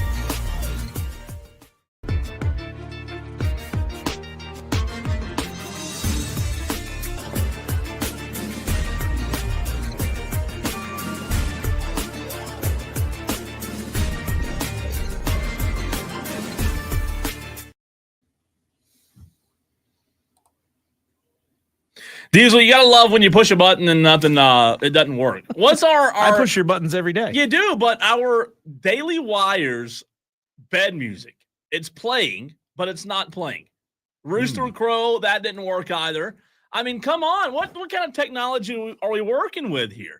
I don't know. All of a sudden, our Rooster Crow played earlier, so we don't have our regular Funny. Let me try this. No, nothing. We don't have our regular our bed music for the Daily Wires. Buzz, buzz, buzz, Yeah. Can you do the beat too, like the funky bed music we have behind it? That's a good job there. A for effort. I like that. How long can Diesel do that for is the question. Let's try it. Yeah, they need to put some of that sound tape on the back of the car so it doesn't go. Yeah, I have to get engineering to fix that. I don't know what's wrong with our button there, but Daily Wires, the Daily Buzz that's going on in the sports world, getting you caught up on all of the headlines that we cannot fit into one segment. Last night in the NFL, it was a really good game. One of my favorite games of the year to watch. The Broncos defeated the Browns 41-32. Diesel, Jameis Winston threw 6 touchdowns, which is good, right? However, 2 of them were to the wrong team. That's not good. I loved his post-game press conference speech where he said, what did he say? I'm gonna pray to the Lord to deliver me from pick sixes. Yeah. He threw 2 and an interception. Who doesn't love Jameis Winston? He's so good. He's a funny guy. He's so funny. He's going to throw touchdowns, but sometimes to the wrong team. The NFL has suspended Houston Texans linebacker Azeez Al-Shaair 3 games for repeated violations of player safety rules after his hit Sunday to the head of Jacksonville Jaguars quarterback Trevor Lawrence. Diesel, that was a nasty hit. It was dirty. My opinion, and I know we hadn't gotten into this yet, but he should have been suspended at least 3 games. I thought it should have been more. It was an unacceptable hit, plus all of the other hits he's had in the last 2 years. This was now like his 5th or 6th hit. At some point, this dude's got to be taken out of the game. Well, how many times have we heard players say, I'm not going to change the way that I play? Yeah. It's just going to, the penalties are just going to be a part of it that I have to accept. And I don't like that. I don't like that it's the same guy. Like they showed this morning on Get Up on ESPN the repeated offenses of this guy, and it was just bad, dirty hits time after time. And at some point, man, like you've got to something's got to bend, something's got to give. So good to see him get suspended. Hopefully that'll teach him a lesson. I don't know, because that hit on Trevor Lawrence, man, that was nasty, ugly. Congratulations to John Dog, the winner of the Trans-Siberian Orchestra tickets giveaway. Listen tomorrow for another chance. John Dog, we called him during the break. He was excited. A little TSO that he will be getting to go to. 2 tickets, right? 2 tickets. Also giving away 2 tomorrow. Utah, give me 2. 2 tickets tomorrow right here on Wire to Wire. Israel Vasquez Diesel, Mexico's 3-time junior featherweight world champion, has died after a battle with cancer. Just horrible news. WBC president Mauricio Solomon said Tuesday he was 46 years old. So that's tough, man. Way too young there. Miami coach Mario Cristobal stated in his college football playoff case Tuesday morning, imploring the selection committee to go on the facts. So here you are, Madcraft, when deciding whether the Hurricanes deserve an at-large berth. The 14th ranked Hurricanes figured to be considered alongside several at-large hopefuls, including Alabama, including South Carolina. Cristobal said, we won 10 games this year and not many have. Those losses came down to 1 possession. That's a very different resume than the 9-3 teams. You think that'll help, Diesel? No. No, I don't think the playoff committee is. Boy. What are they doing? Sitting in a room watching a slideshow of these coaches making their cases? No, I don't. I don't think him. Unfortunately, I'm with you. Yeah, I don't know that it will. So we'll see. We'll see. Just keep on trying there, Mario, and see if you guys get in. Mario. Tyler. Alabama's, I would play it, but our buttons broke. Alabama's odds to make the college football playoff shifted significantly Monday, according to Vegas. The Crimson Tide going from small underdogs to odds-on favorites to earn a spot in the 12-team playoff. Alabama began Monday, Diesel, as plus 105 underdogs to make the college football playoff, but by the end of the day, they were minus 200 favorites in the at-large conversation. So that was a big shift. And then lastly, we have some more to get to later in the show, but we have to run. Here's a very interesting one, college football related. The youngest head coach in the game, Florida Atlantic, has hired Texas Tech offensive coordinator Zach Kitley Diesel as its next head coach. I'm going to guess his age. All right. I'm going to be like that guy at the fair who's guessing ages and weights. 16 years old. No, 33. Oh, 33. So okay. you were about halfway off. And how's a guy that old going to connect with the youths of today? That's what I want to know. And by the way, do you prefer that game at the fair where he guesses your age and weight, or do you prefer the guy who lets the mouse out and it runs into a color? What is that? What's Fat Albert? You know what I'm talking about? I don't know. He lets the mouse out, and you put a quarter on the color, and the mouse runs around this big old carousel. If he runs into your color, you win all the coins. I'm telling you, it's the Rick, greatest are you game listening? ever. Are you listening? You did the cockroach races up there. Maybe you should do Fat Albert. I'm sure Rick knows about Fat Albert. When we come back, Cole, the people have spoken. They need a break from this conversation about the playoff. We'll get into our welfare check next on the Fan Upstate.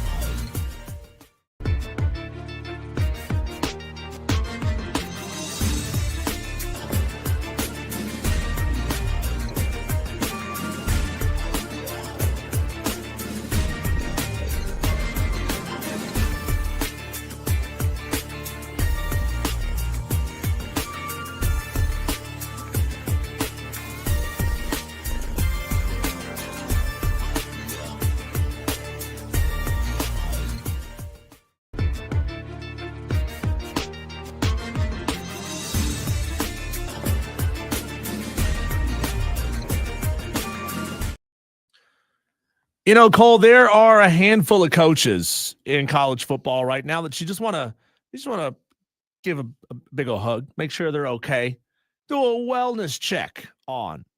And that's what we do right here in this very segment. We call it our welfare check. We take a look around the college and professional football coaching world and figure out how hot is their seat. We contextualize where they are right now. How hot is their actual seats? You know, my button bar that I told you broke, I had to move the welfare check over to another computer, so let's try this. Hey, it works. How about it? Look at us. Working at high speed. Let's start right here, Cole, in the upstate, in the ACC, with Dabo Swinney. How hot is Dabo Swinney's seat right now in your mind? How much time do we have? We could do a whole show about this. We could. How hot is Dabo's seat right now? Again, I want to give two answers here, realistically, as well as what it should be in my mind. Realistically, I think his seat is at 1.5. I do, realistically. I just don't, until I hear or see otherwise, I think there is no pressure. I don't think there's any pressure on Dabo Swinney whatsoever. So I would even go a step further and say it's a 1. Oh, I think realistically, I don't think it is, but I'm just telling you, realistically, I don't think there's much. Now, what I think it should be, I think it should be like a 3.5. But again, that's me, what it should be versus what I think it actually is. So we'll see if that changes. You're making that one dude mad. The half who a didn't point like guy? fractions. Yeah, he's like, you got 10 to choose from. You're picking halves. Come on, man. Dabo should be about a 4 right now, because this result of this season, now you may cover it up by winning the ACC championship and getting into the 12-team playoff, which you're only in, by the way, because it's been expanded. You only may get in because it's expanded, and you only may get in because Miami crapped the bed when they had the opportunity to put a stranglehold on this thing. And that's the whole thing. Miami, like that loss, Miami should not. And you can say, oh, they did lose it, Cole. Yeah, I know they lost it, but come on. If you can't see that Clemson backdoored their way in, I don't know what to tell you. I'm shocked, Cole, that we haven't had anybody text in and say, oh, Dabo flipped a commit from the SEC today.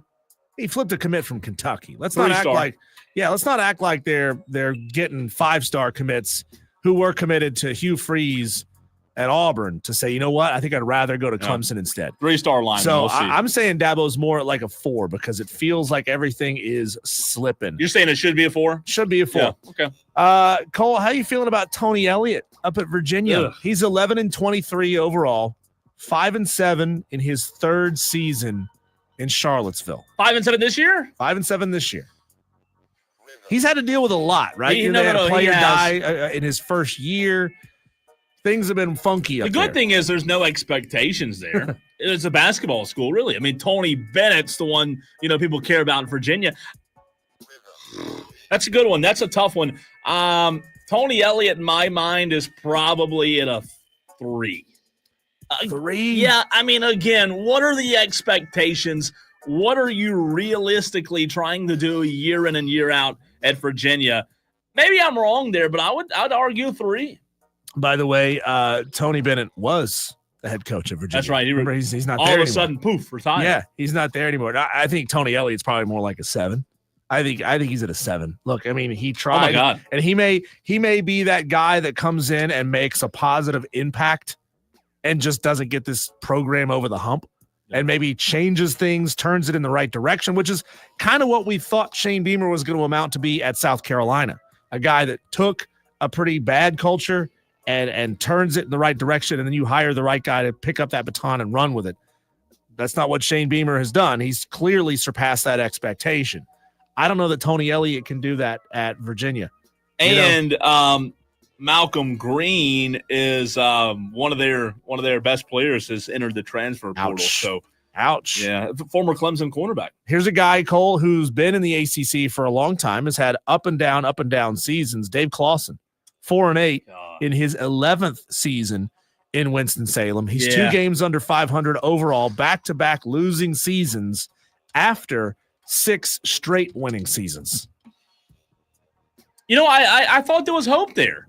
I thought there was hope for Dave Clawson, and maybe there still is. It's the problem of being at a small private school, and that's the problem that the ACC has. The ACC can't get any better, Cole. Well, if it's not coming from the Virginia Techs and the Pitts to be nationally relevant, it's certainly not going to come from Boston College and Wake Forest. Well, I'll tell you this. There was rumors that Dave Clawson was going to take the Purdue job, after they fired Ryan Walters. So maybe the hot seat is more of a mutual. I mean, look, I guess at this point, Purdue, maybe, hey, I've got this I've got this opportunity to step away. So that's an interesting one out of the ACC. I just think when you do these welfare checks out of the ACC, I think it's tough to judge them because let's call it like it is. A lot of these schools don't have expectations that the SEC schools do. So what is even the worst team in the SEC has expectations. That's what I'm saying. That's the difference. So you just don't truly know.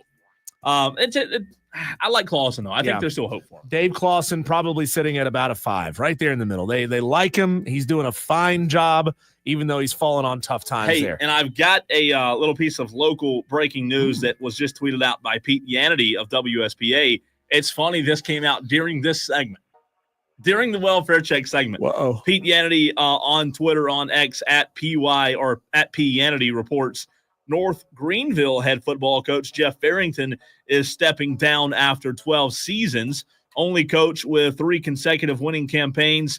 Went 6-5 this year, first winning season in Gulf South Conference, and a final season in playing in that league. So local welfare check.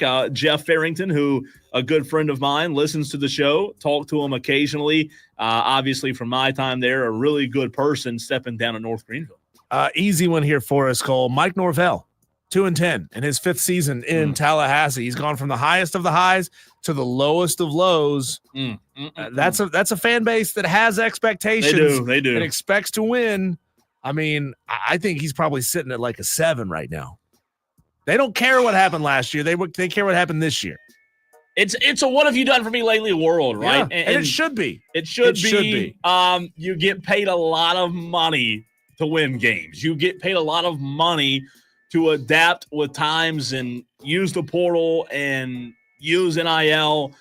And look, he did use it, but what did Matt Smith tell us a few months ago, Diesel, right here on this show?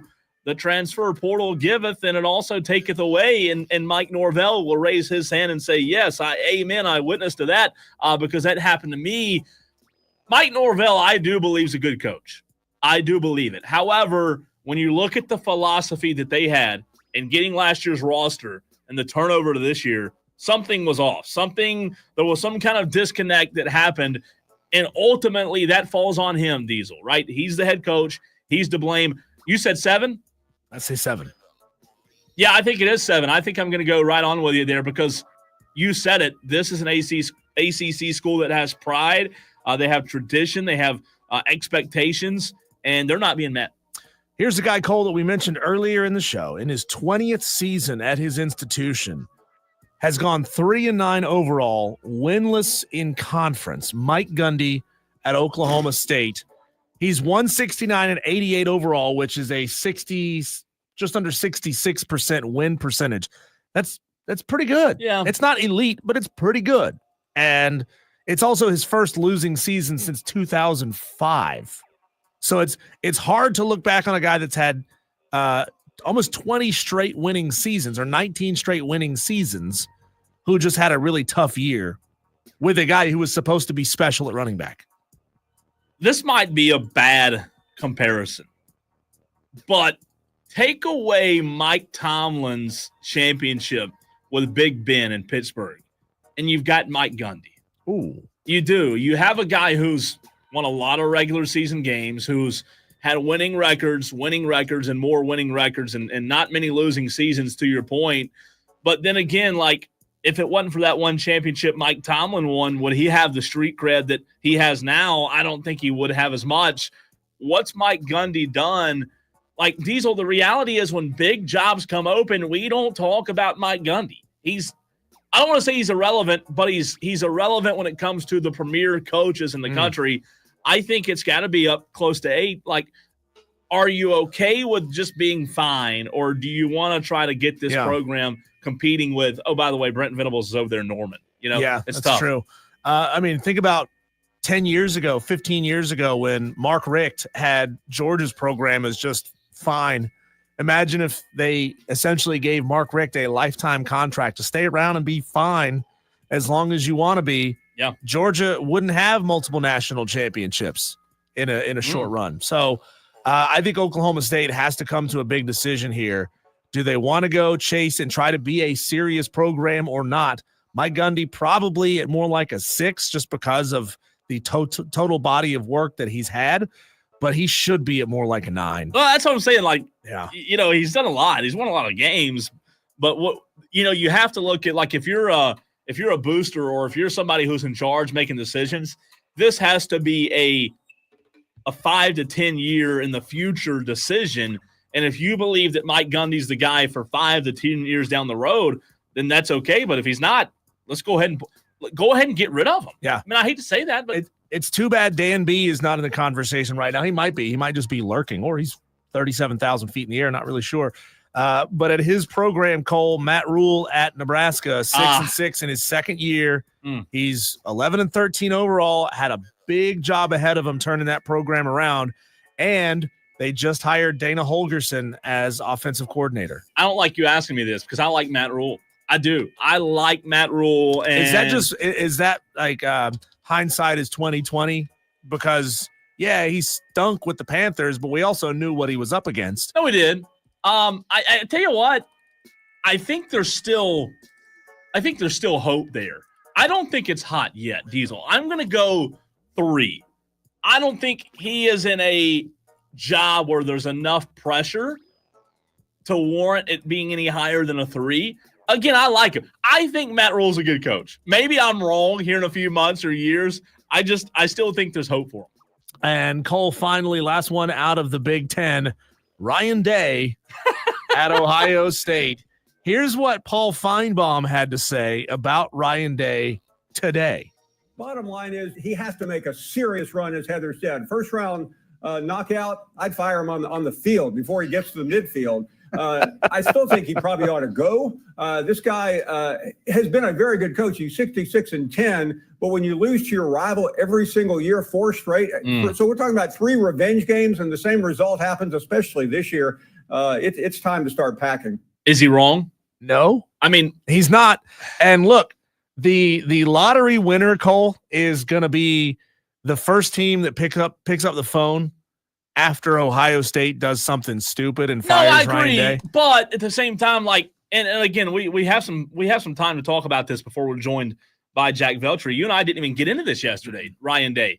We have a lot of resident Tolos who live here in the upstate who are Ohio State fans. Mm-hmm. And I would love to hear from you, Ohio State fan Tolos, because we talk a lot of Carolina Clemson, but you Ohio State ones, you don't call in. You don't call in on 844 fan phone, the Renewal by Anderson of the Carolinas fan phone. I'm not an Ohio State fan, so I can't give you what they think, but I will tell you, I think they're done with him. I think they're completely done with Ryan Day. We have Buckeye Mike. We have Buckeye Brian. There's several. I met many Buckeye fans. a Buckeye fan when I was over at doing a live remote a few months ago when you were out of town. We have a lot of Buckeyes here in the upstate. Tolo Steve says Ryan Day needs to go and bring in Mike Vrabel. That's an interesting – oh, my gosh. I never even thought about that for Ohio State. That is a very, very interesting hire, Mike Vrabel over Ryan Day. See, Ohio State's got the money.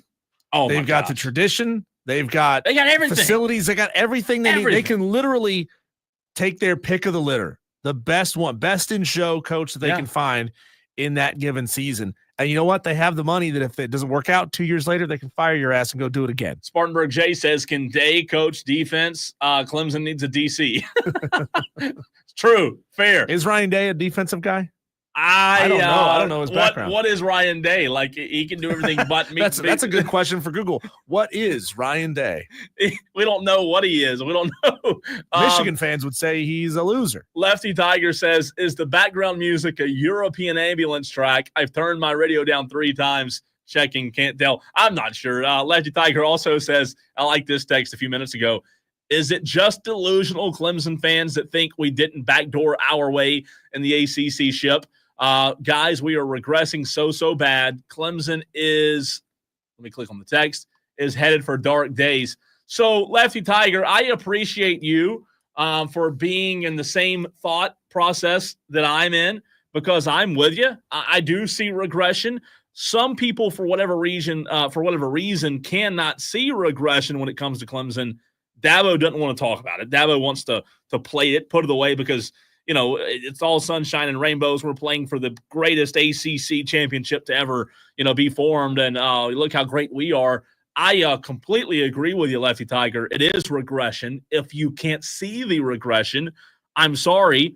And again, I said this on Twitter this weekend, Diesel, and I don't mean anything personal by this, but there are media outlets and media members who are fanboys, and that's what they are. You know who you are, and your job is to be a fanboy. You're not a columnist. You're not a reporter, because you're not giving unbiased takes. You're just telling us what you as a fan deep inside want to see happen, whatever it may be. So, again, who do you listen to, Lefty Tiger? Do you listen to people like us who tell you what you don't want to hear but what you need to hear, or do you listen to people who are just going to always pump you up? I agree with you. Cole, we got a couple other coaches to talk about here, and as you're answering the phone, we'll get back to this on the other side of you answering this call. Yeah, Mark Stoops at Kentucky, doing a welfare check on Mark Stoops at Kentucky in his 12th year, 4-8. He's now 6 games under 500. He went from plus 500 to minus 500 in the 2024 season. I would say 5. They were like right there at edging up to being a better and better program. Yeah. And then are they regressing back to where most fans in the SEC say they should be? I think he's probably about a 6. Okay. You got to make that change. Look, I mean, in the SEC, you cannot sit on complacency. You cannot sit on, oh, this is okay, we're just waiting for basketball season. Yeah. No, you got to keep pushing and keep trying. Texter says, dude, Clemson 7-1 in conference. What are you talking about? Well, again, Texter, 7-1 in conference. What conference, first of all? Second of all, have you watched them? The eye test has shown you that they have the capability of being really good, but for whatever reason, they can't put that together in 4 quarters against good opponents. If you can't see regression, Texter, I'm sorry, you're 7-1 in a terrible conference. All right, so you're either getting better or you're getting worse. Get busy living or get busy dying. And right? They're not. So, getting better. Texter, besides 7-1, tell us in what tangible ways Clemson is getting better as a program. Instead of just saying 7-1 and then dropping the mic and walking away. How are they getting better as a program? Is recruiting getting better? Is coaching getting better? No. Is talent getting better? No. Are results getting better? Is money getting better? We're told. All right, we got to run. Before we run, though, Buckeye Bruce. I told you, man, we're full of Ohio State fans here in the upstate. Buckeye Bruce wants to get in on the conversation. What's up, Bruce? Hey, listen, I grew up 30 miles from the shoe. Been there many times. Been to Ohio State, Michigan games. Been on High Street many times. And then you just sack the entire crew, the entire coaching staff. Grab 5 guys from High Street bars, and they'll do a better job at beating Michigan. Ooh. Are you on board to go ahead and get rid of them after this year then, regardless of what you do in the postseason? The whole team, the whole staff. Buckeye, Bruce. That was the worst play calling that I have ever seen out of an Ohio State football team. The play calling was ridiculous. Bruce, you know as well as I do that Ryan Day is 47-1 against teams that are not named Michigan. 1-4 against really Michigan. Do you really don't care? Say it again. Really don't care. Really don't care. Okay. My only question for you, and I think you answered it before. He's 0-4 against Michigan in the last 4 years. That's the only stat that matters to anybody who's a Buckeye fan. Do you acknowledge the insanity of that, though? No. Absolutely not. I mean, it's okay to acknowledge it and say it is what it is. Embrace it. Did you see the guys in Michigan plant the flag in the middle of the field? We did, yeah. Yeah. Did you see what happened to them? Hey, I just wonder, does Ohio State have an official mace brand, or was it just whatever the cops had available? Hey, thanks for the call, Buckeye Bruce. Really good stuff. We've got to run. We've got Jack Veltri, Gameocck Central, coming up in the very next segment, getting a Gameocck perspective of what happened Saturday in Clemson, and what's next for the Gamecocks. Jack Veltri on the other side.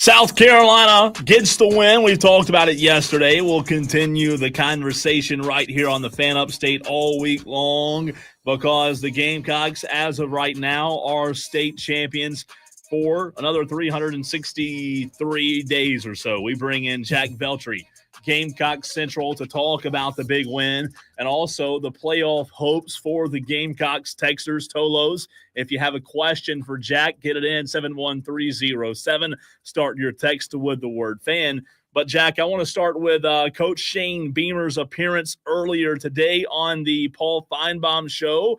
In your mind, how did the politicking, the campaigning for the playoff go on behalf of Shane Beamer? Well, he's been doing it all week, Cole. He's been on SEC this morning. He's been, just all on these shows, and then obviously the Feinbaum show earlier today. I think it went about pretty well. He got his point across. He spoke for a few minutes, and look, I don't know if it's going to change anyone's mind on the committee or anything, but, if you're hearing him talk, it does make sense, a lot of his points. Like, yes, South Carolina didn't have Lenore Sellers for the second half of that LSU game, and in his mind, maybe the outcome's different. And I'm fully with him on that. Like, yes, South Carolina blew a 17-0 lead in that game, but if Sellers is healthy, I think they get the win in that game. Penalties are not. But just overall, he made his point that, look, they've played better down the stretch. Yes, they have 3 losses. He gets that, but they're a much different football team now than they were back then. Jack Veltri, Gameocck Central, joins us here on Wire to Wire with Diesel and Cole Bryson. Jack, we have a semi-regular caller who goes by the name Crazy Ralph, and he has always been pretty down on Shane Beamer for the last couple of seasons. He called in yesterday, changed his mind, and said, you know what? I'm fine with Beamer, but now it's Dowell Loggins that has to go. It's really hard to separate the play calling from overall offensive output, especially when Lenora Sellers is so good at getting out of bad situations, and it makes a bad play look better. In your mind, how safe is Dowell Loggins going into next year? And the decision of whether he stays or goes comes down to basically what?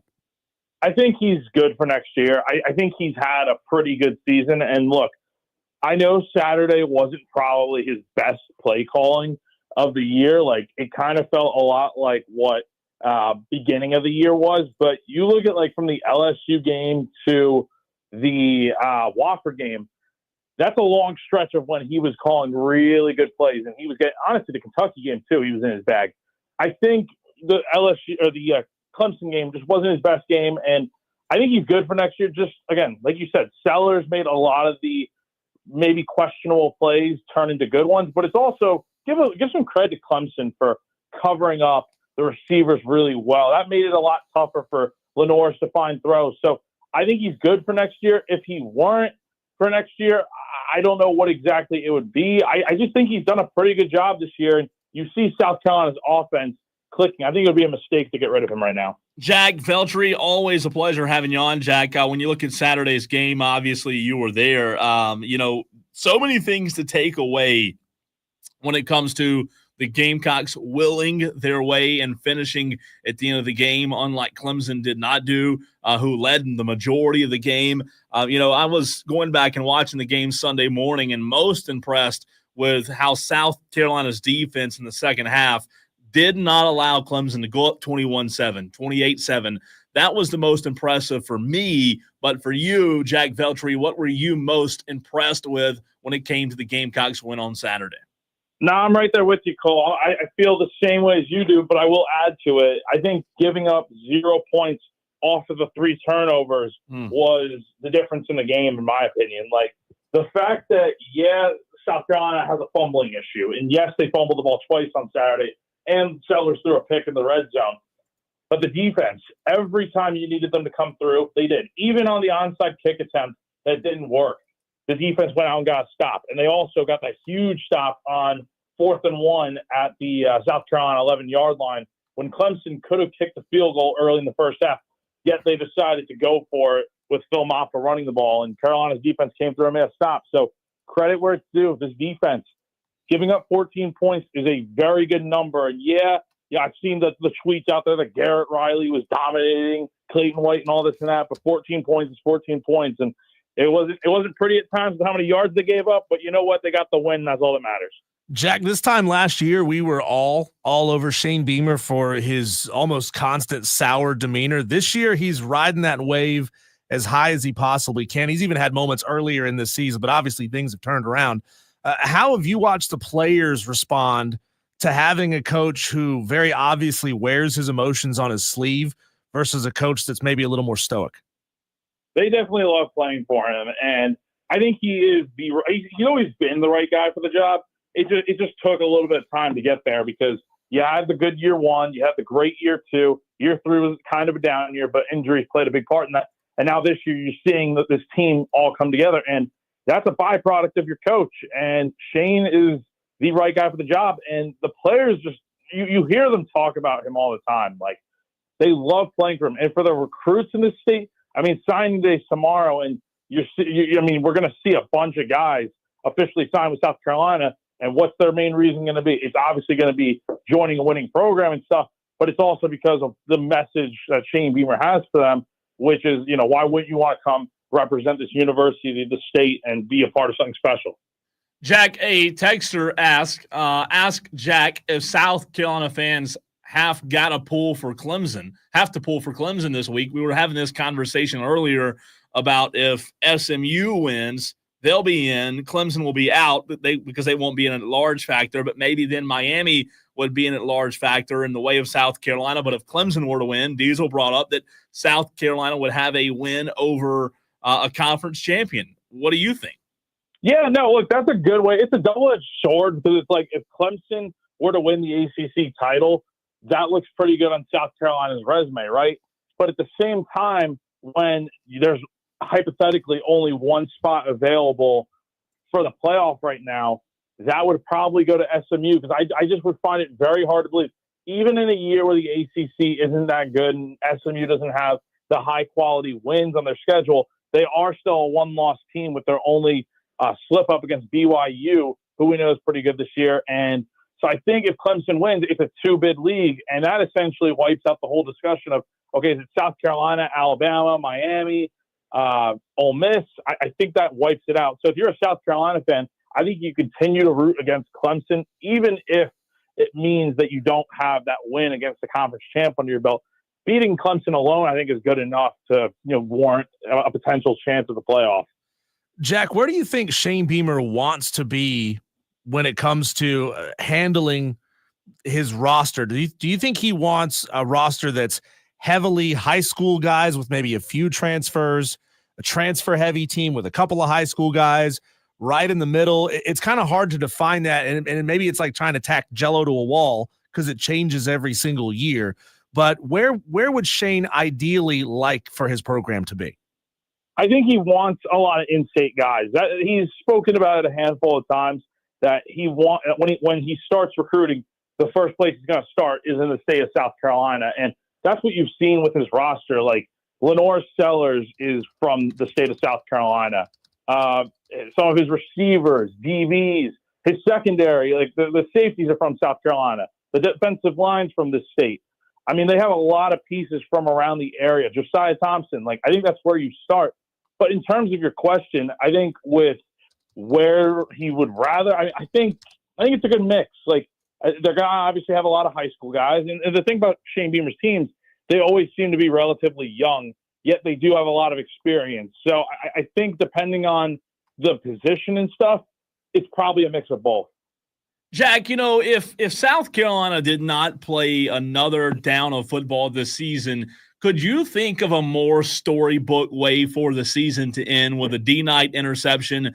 Just talking about young team that you just talked about, but D-Knight's one of the guys that's, not young. He's probably one of the older guys on the team, has a family, has kid. And I just think that this guy has put in the work to show what South Carolina should be made of as a defensive unit, and has been a big leader for that defense. And I can't think of a more storybook way for the season to end if that was the way it ended. Yeah, I mean, look, D-Knight is a special player, and I've loved covering him this year, and he's such a well-spoken, nice young man and stuff, and he's everything you want in a player. Like when South Carolina went into the portal and got him, that is like the ideal, perfect player you want not just for his abilities on the field, but also just the fact that he's a good dude and a genuine person. And yeah, I mean, it is a storybook ending if that is the end. But unfortunately, it's not, because South Carolina still has a chance to get that 10th win, whether it's in a bowl game or the playoff or what have you. But seriously, like, that game ending the way it did with D Knight getting that pick, it couldn't have happened to a better person. Jack, I'm going to bring you into a conversation that has dominated a majority of this show today, and it really is the core of this conversation. And I'd love to get your perspective as a South Carolina guy and as an SEC heavy guy. How do you equalize, in your mind, records in the SEC versus records in the ACC? If I made you a college football playoff committee member, would you say that 3 losses in the ACC equals 3 losses in the SEC? Would you say 1 loss in the ACC equals 3 losses in the ACC? How do you wrap your mind around trying to put these teams on equal playing fields? It's not even so much about SEC versus ACC. It's just more so about who you've beaten. And so I think I know where you're going with this. I'll make the point here with SMU and like Miami. Miami's best win right now is over a 9-3 Duke team. And, you know, I haven't watched a ton of Duke this year, but obviously Duke is not on the level of a 9-3 Ole Miss team, right? Or a 9-3 Alabama team. These SEC teams have beaten some of the best. Like Alabama and Ole Miss have both beaten Georgia. That is, without a doubt, their signature win right there. South Carolina has beaten a handful of good teams. Clemson, A&M, Missouri. Those are all quality teams. And so it's hard to stack it up, because with Miami, their best wins, like when you have to talk about Florida being one of Miami's best wins, Florida's a 7-5 team. And granted, they've turned their season around, but at one point, Billy Napier was on his way out, and that program was a dumpster fire. So, look, I think it just shows that the ACC isn't very good this year. There's a bunch of 8-4 or less teams, and when those are your best wins on the schedule and you're not beating the top teams like Clemson, they didn't beat Georgia or South Carolina. Those could have been signature wins, yet their best win is what, a Pittsburgh or Virginia Tech team? Like, they don't really have a quality win, if you know what I'm saying. Jack, before we let you run, your prediction on where the Gamecocks end up tonight. Oh, gosh. Realistically, I think South Carolina is going to be placed behind Alabama. I think they'll probably be at 12. And at that point, I think the writing's on the wall that you're not in the playoff. But in my head, and what I'd like to see and what I hope would happen, is that South Carolina would be 11 tonight, ahead of Miami, Ole Miss, and Bama. I just think they are a very deserving team. They're more deserving than these other teams. And my point on it real quick is just, look, Alabama and Ole Miss, yes, they have the head-to-head, but at the same time, the committee's proven before that the head-to-head does not matter, considering Alabama was ahead of Tennessee after the Tide lost to the Vols, and then South Carolina was ahead of LSU after LSU had beaten them. So that point's already been denoted. And for South Carolina, they don't have a bad loss in their schedule. Yes, they lost to Ole Miss by 24, but guess what? They didn't lose to a 6-6 Oklahoma team. They didn't lose to Kentucky. They didn't lose to Florida like Alabama and Ole Miss have done. So same records, yes, head-to-head, not in South Carolina's favor, but they are the better overall team and playing their best football just about as good as anyone, if not better than anyone right now. Jack, fantastic insight as always. We appreciate your time. I look forward to having you on again. Yeah, appreciate it, guys. Have a good one. Yes, sir. That is Jack Veltri, GamecockCentral.com. Make sure you find their work on social media, on Facebook, on Twitter. It is everywhere. Fantastic job. He made a good case. Yeah, I'm with him. He did. And of course, Madcraft is already refuting him in the comment section. Broken record, Madcraft. I love it. Broken record, my friend. When we come back, Cole, we need to pay up on a bet that we made back on Tuesday of last week, picking rivalry games. We had 11 rivalry games so that we could potentially break the tie. Who did better? Who's making money if we're picking against the spread? That's next on the Fan Upstate.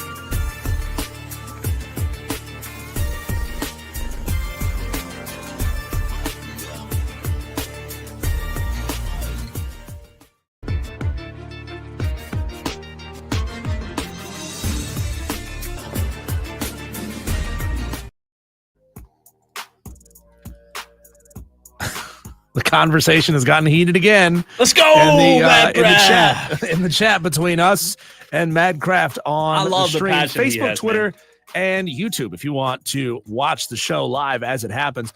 But Cole, last week on Tuesday, you weren't here on Wednesday, we decided to go against the spread in conference championship games. Now, we could have just gone head-to-head and probably gotten a lot of them wrong because we saw a lot of upsets last week. But we decided to go against the spread. I wanted to give you a chance, right? Because you're a gambling guy, and you're living that world a little bit more than I do. And Cole, who did better in our rivalry weekend picks? Now, to refresh everybody, against the spread, here's what we thought was going to happen and the actual results of those games. In the Palmetto Bowl, South Carolina at Clemson, the spread was -2.5. I thought Clemson would cover. You said South Carolina would cover, and they did. So that's you getting a point there. In the game, Michigan at Ohio State, the spread was Ohio State -21. Obviously, Michigan covered that one. We both believed that Michigan would cover. Did we really? We both had Michigan covering in that one. So going to the border war between Washington and Oregon. Oregon favored by 19.5. They won by 28 points.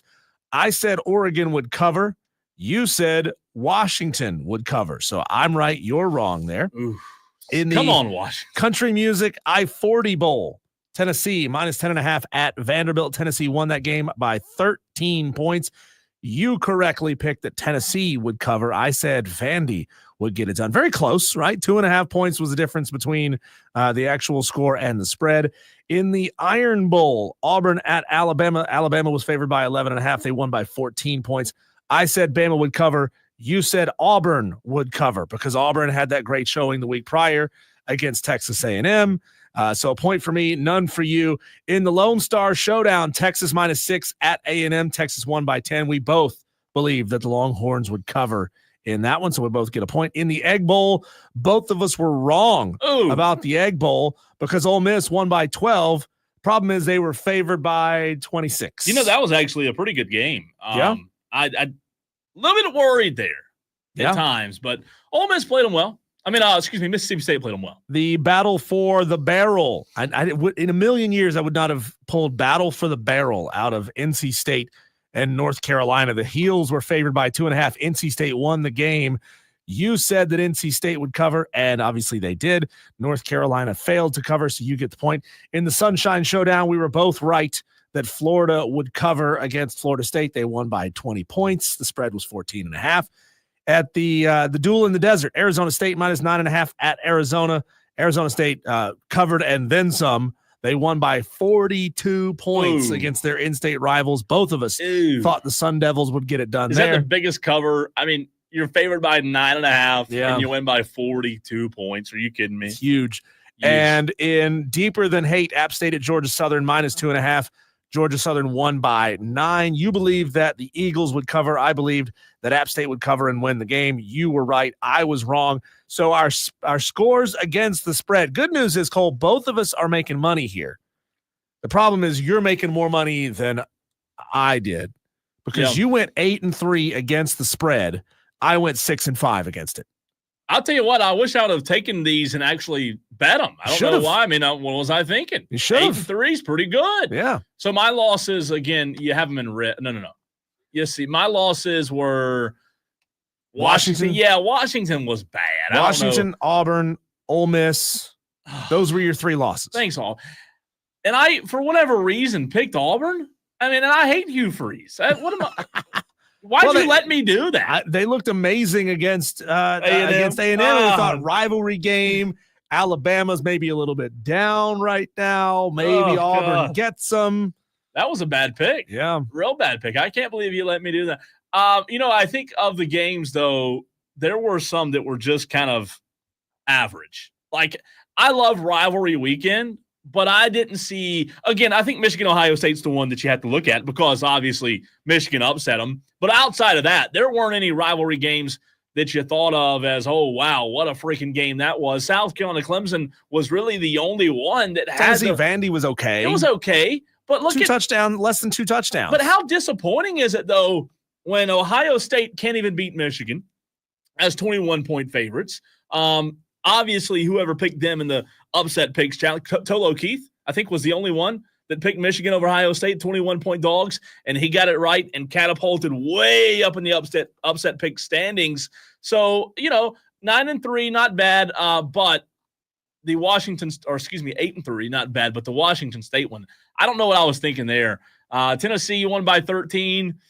Maybe a little surprised that game wasn't more than 13. I know Vandy's a cute story and all, but it was just an okay. I would say it was an okay rivalry weekend. Yeah, I thought it was fair. Back to the conversation about getting teams in the playoff and comparing schedules. Madcraft's back on it again. You and Madcraft have been really at each other's throats. We have for the last couple of days. It's great, and I hope. I know that you are coming at this with a smile on your face. I hope Madcraft is as well, because if he smiles, I don't even know if Madcraft knows how to smile, does he? Obviously, Madcraft is one of our core Tolos of the show, and we never want to run Madcraft off. But he's essentially arguing that Miami is great because they beat Duke. That's a great win, Madcraft. I mean, if you did that in basketball 10 years ago over Coach K, I'd say that was a fantastic win. Hey. Not in football, though. I mean, look, I said yesterday, tongue-in-cheek, that, there's no way Miami gets in. The reality is, Madcraft, the argument you're having, there's still a possibility. There's still a possibility. I think we had the conversation about how Clemson could win and aid South Carolina. I think if you're Miami, Madcraft, and tell me if I'm wrong here, you are really pulling in the ACC championship for SMU, right? If you're a Miami Hurricane fan, there's no way you want Clemson winning that game, because Clemson would be the bye. Because you're not going to be the third ACC team. No, there's not going to be a third. There's not going to be right? There's no way a third ACC team gets in my mind, not this year. And Madcraft is certainly guilty of doing the transitive property. Well, this team beat that team, that team beat that team, that team beat that team, which means they're great, right? That's like saying in 2007, App State beat Michigan, who almost 20 years later went on to win a national championship. Ergo, App State beat a national champion. No, it's not. It doesn't really work that way. He's saying Miami beat Duke and Florida, who beat Ole Miss. Ergo, you're better than Duke is better. Like, I don't know, man. You can do a lot of mental gymnastics to make yourself believe something, but it's not necessary. Well, I think sometimes, again, I think it just comes down to you have to use the eye test and look who the better team is. Like, who's the actual better team? And I'm not saying Miami's not, but Lefty Tiger on the text line says, Cole, if I was hypothetically wanting to place bets ATS, what site would you recommend, since no gambling in South Carolina? Lefty Tiger, I have no idea what you're talking about. All right, next, don't know 6 o'clock segment, an early look at the conference title games this weekend. We'll get into that conversation on the other side.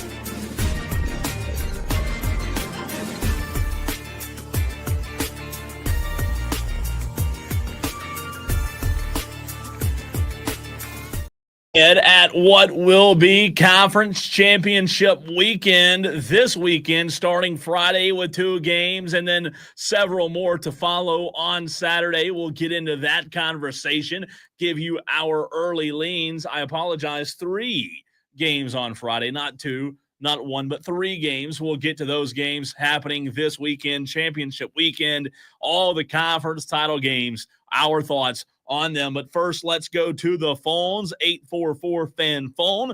That is the way you can get in touch with the show, 844-326-3663. Dewey wants to chime in. We call it our Daily Dewey. What's up, Dewey?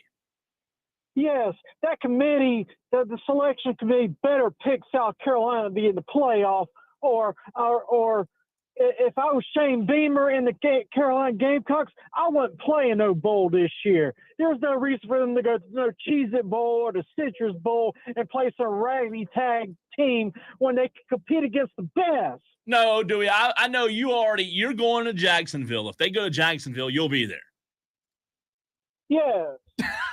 No, I'm not. No, I know you said yes. You said yes.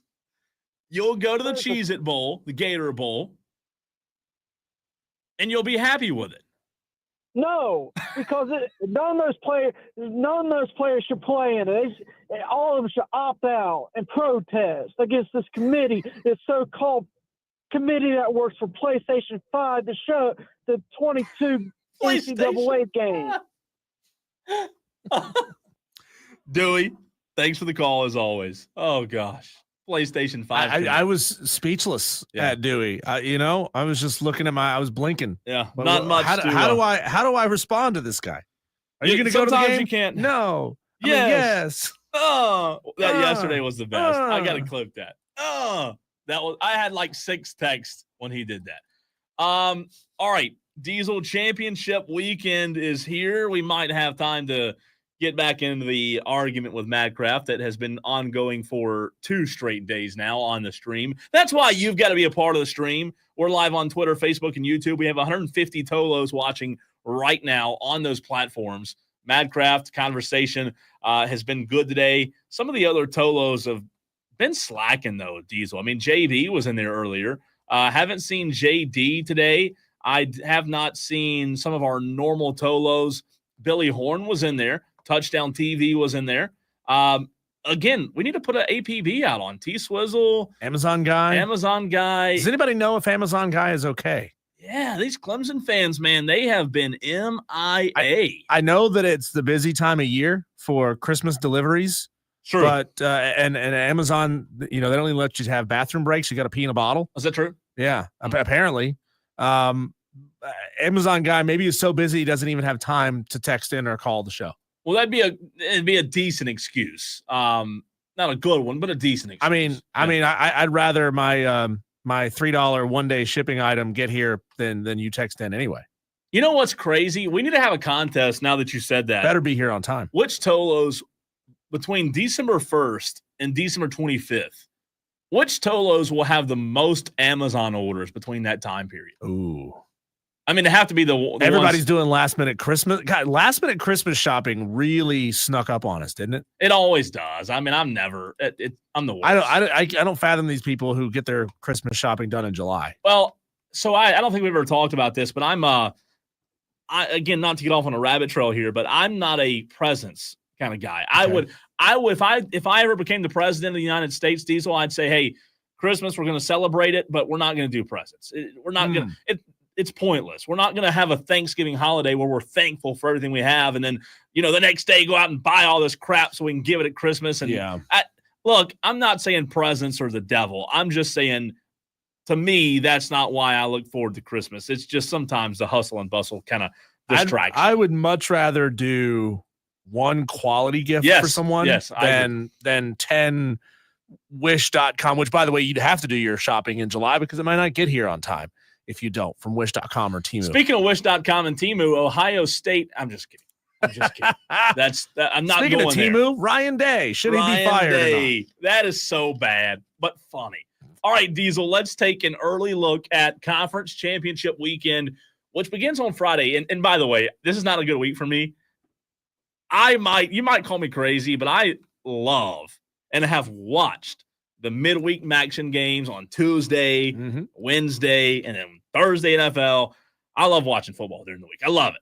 We don't have any this week. It sucks. Oh. There's no football on tonight. There's none tomorrow. But you have to go back and start catching up on games you haven't watched yet.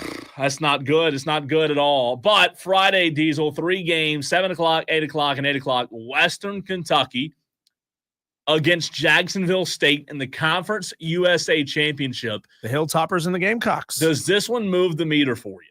Western Kentucky versus Jacksonville State. Like if you just got home and flip into the channels Friday night. It does. Like I've always had, a passing interest in Western Kentucky. I think they're a good program that doesn't get a whole lot of attention. I mean, I think in some years, maybe not over the past 5 or 6, but in some years you could say that Western Kentucky is vying for the best or the second best program in the state of Kentucky. There's not a lot of options there, right? Obviously, I mean, you got Kentucky, Louisville, Western Kentucky, Eastern Kentucky, right? True, yeah. And I'm sure there's some small schools in there as well that I'm not naming off here, but as far as FBS programs go, that's what you got. You got 4. Yeah. So Western Kentucky at times has been a really good program. Their mascot situation is an absolute train wreck because they're the Hilltoppers. Yet their logo is a fist swinging a red towel, but the man in a plush costume on the sidelines looks like a big red Hershey Kiss. So I think really the logo confused. Could be better. As they're like Auburn. Auburn is confused about what the hell it is they are, right? Are they War Eagles or Tigers. are they Tigers? Yeah. No, I'm with you. I mean, I'll watch. I think this has the potential for a good game at 8 o'clock on Friday. What could be a spoiler? I don't know if it will be, but could be. Maybe something just wacky happens on Friday, Diesel. UNLV, Boise State, both teams really good. UNLV 10-2, Boise State 11-1. Boise in the Mountain West Championship is favored by 4 points. Either way, we could have 2 11-2 teams after this game. Ooh, you could. And a Mountain West champion. Oh God, this is where it gets tough, man. If Tulane, let's say Tulane lost to Army, who is unranked at the moment, which is nuts to me, right? But it's G5 though. They're unranked, right? Yeah, and so Tulane loses. Yeah, that means they're going to fall to probably roughly 20. You think so? And UNLV wins. How far will Boise State fall? How high will UNLV climb? 22-11 is a long way. You got all of them kind of converging at roughly 20th, right? Yeah. They could be sitting there in 16, 17, 18, 19, 20 range. So that really muddies up the G5 representative in the playoff. It does. It would be interesting if that happened. And then that other game you talked about, Tulane Army, also at 8 o'clock on Friday, 17 Tulane versus unranked Army, who was ranked a good majority of the regular season. Tulane is favored by 5 points in West Point, New York. Is a 49-14 loss to a top 10 Notre Dame? They were number 6 at the time. Is that really enough to blast an Army team all the way out of the top 25? Probably not. I don't think that's fair at all. I think Army absolutely deserves to be a top 25 team, probably a top 18 team. I think it's absurd that getting blasted by Notre Dame. I mean, look at Notre Dame. I'm gonna look at Notre Dame's schedule and see who else they did that to that has a ranking. Tight game against Louisville, who are ranked. They blew out Navy, who was number 24 at the time, 51-14. So that's probably the most analogous one that you could look at. Outside of that, I mean, Notre Dame hasn't really blown anyone else out who is a top 25 team, but they have blown out Purdue and Stanford and Florida State and Virginia. So Notre Dame does this to a lot of teams. Those were the 3 games on Friday night for Conference Championship weekend. On Saturday, things kick off at 12 noon in AT&T Stadium in Arlington, Texas. Iowa State, Arizona State in the Dr. Pepper Big 12 championship game. I know this game doesn't have like the sexy factor that a lot of other conference championship games have, Diesel. However, what if I told you today, on this Tuesday, December the 3rd, that this Iowa State Arizona State would be this game would be the best game of conference championship weekend. It's my dark horse to be you've got number 18-16, right? 10-2 versus 10-2. I think these are two evenly matched teams. And again, that's not to say Georgia, Texas won't be good or Penn State, Oregon won't be good. But I'm just saying, like, for a noon slot, I think this could be a dark horse in terms of how good the game could be. Yeah, Becht at Iowa State is a phenomenal quarterback with over 3,000 passing yards this year. Yeah. Cam Scatabo at Arizona State is a phenomenal running back with 1,400 yards and 17 touchdowns on the season. This is a strength versus strength kind of matchup, and I'm gonna be real, Cole. I don't know. This is weird in my mind. I can't figure out who and what Iowa State is. It's true. Like, Iowa State sure as hell doesn't feel like a Big 12 team. They've never felt like a Big 12 team to me. It feels like, why the hell are they not in the Big 10? It would make sense for them to be, because they're just one of those sort of nondescript programs like Oklahoma State to me that, they pop up, they have a good year, they disappear for a while. They pop up, they have a good year, they disappear for a while. And then the MAC championship, 12 noon on ESPN versus Miami of Ohio. I said earlier, the winner of the game gets Ryan Day, right? Miami of Ohio is a 2.5-point favorite. This could be a good game. It could be okay game because I think everybody will be watching Iowa State on ABC. But then all eyes turn to 4 o'clock, Diesel, a rematch in the SEC championship in Mercedes-Benz Stadium in Atlanta, Georgia, the home of a damaged parking garage entrance. You forgot to ask Gary about that, by the way. I forgot to ask Gary about that. We were gonna ask him about that. Yeah, if you're unfamiliar with this, I was supposed to be working the Georgia Clemson game to start the season. I got there very, very late, turned around about 100 times in Atlanta, and I bumped the top of our very tall station vehicle, one of those like work vans that you can stand up in. Really, really tall. I bumped it on grazed the underside of the parking garage support beam. Yeah. And probably totaled his company vehicle. Maybe it's still sitting out there, so it's not totaled yet. That's true, not yet. It still drives. And by the way, if you missed that Gary Stokan interview, Gary is the president and CEO of the Chick-Fil-A Peach Bowl. And man, I tell you what, he's one of my favorite. I love bringing him on. He's so knowledgeable, such a nice guy. And I tell you what, he knows football too. So if you missed that, we'll replay that in about 7 minutes on the show. But Georgia, Texas, Diesel, I think is going to be very interesting from the standpoint of Carson Beck. The pressure's really on him. We all know what Quinn Ewers is. We all know what Arch Manning is if he were to come in this game. But like, Carson Beck has to prove it. I think we're in prove it mode or show me mode if you're Carson Beck in Georgia. Number 7 versus number 3, 4 o'clock on ABC. Do you have an early lean on this one? Texas right now is favored by 2.5 points. Ooh. This is a rematch for the second time. We'll see Georgia and Texas on Saturday. Texas really showed me something against A&M. Now, was it a barn burner performance where they put up 45 points? No, it wasn't. But Texas showed the ability to shut good offenses down. And for that reason, I think that Texas gets revenge on Georgia for beating them earlier in the season. It was 30-15. Yeah, it's that old cliche. It's hard to beat a team twice, right? Who has the ability to stop the run in this game? Who has the ability to win in the turnover battle? There's just something that Texas showed me last week that this situation is not going to be too big for them, and they're coming into this conference horns on fire, winning this conference in the first year. Book it. No, I think so too. I think Texas wins. You know what's interesting about that first game back in October where Georgia won 30-15? Quinn Ewers outplayed Carson Beck. 211 passing yards. Beck had 175. Texas could not run the football, so there lies an issue. It was a big second quarter for Georgia. Diesel. Georgia scored 16 points in the second quarter. Texas turned around in the third quarter and scored 15, but Georgia had the last laugh in the fourth quarter as they scored 7 in the fourth.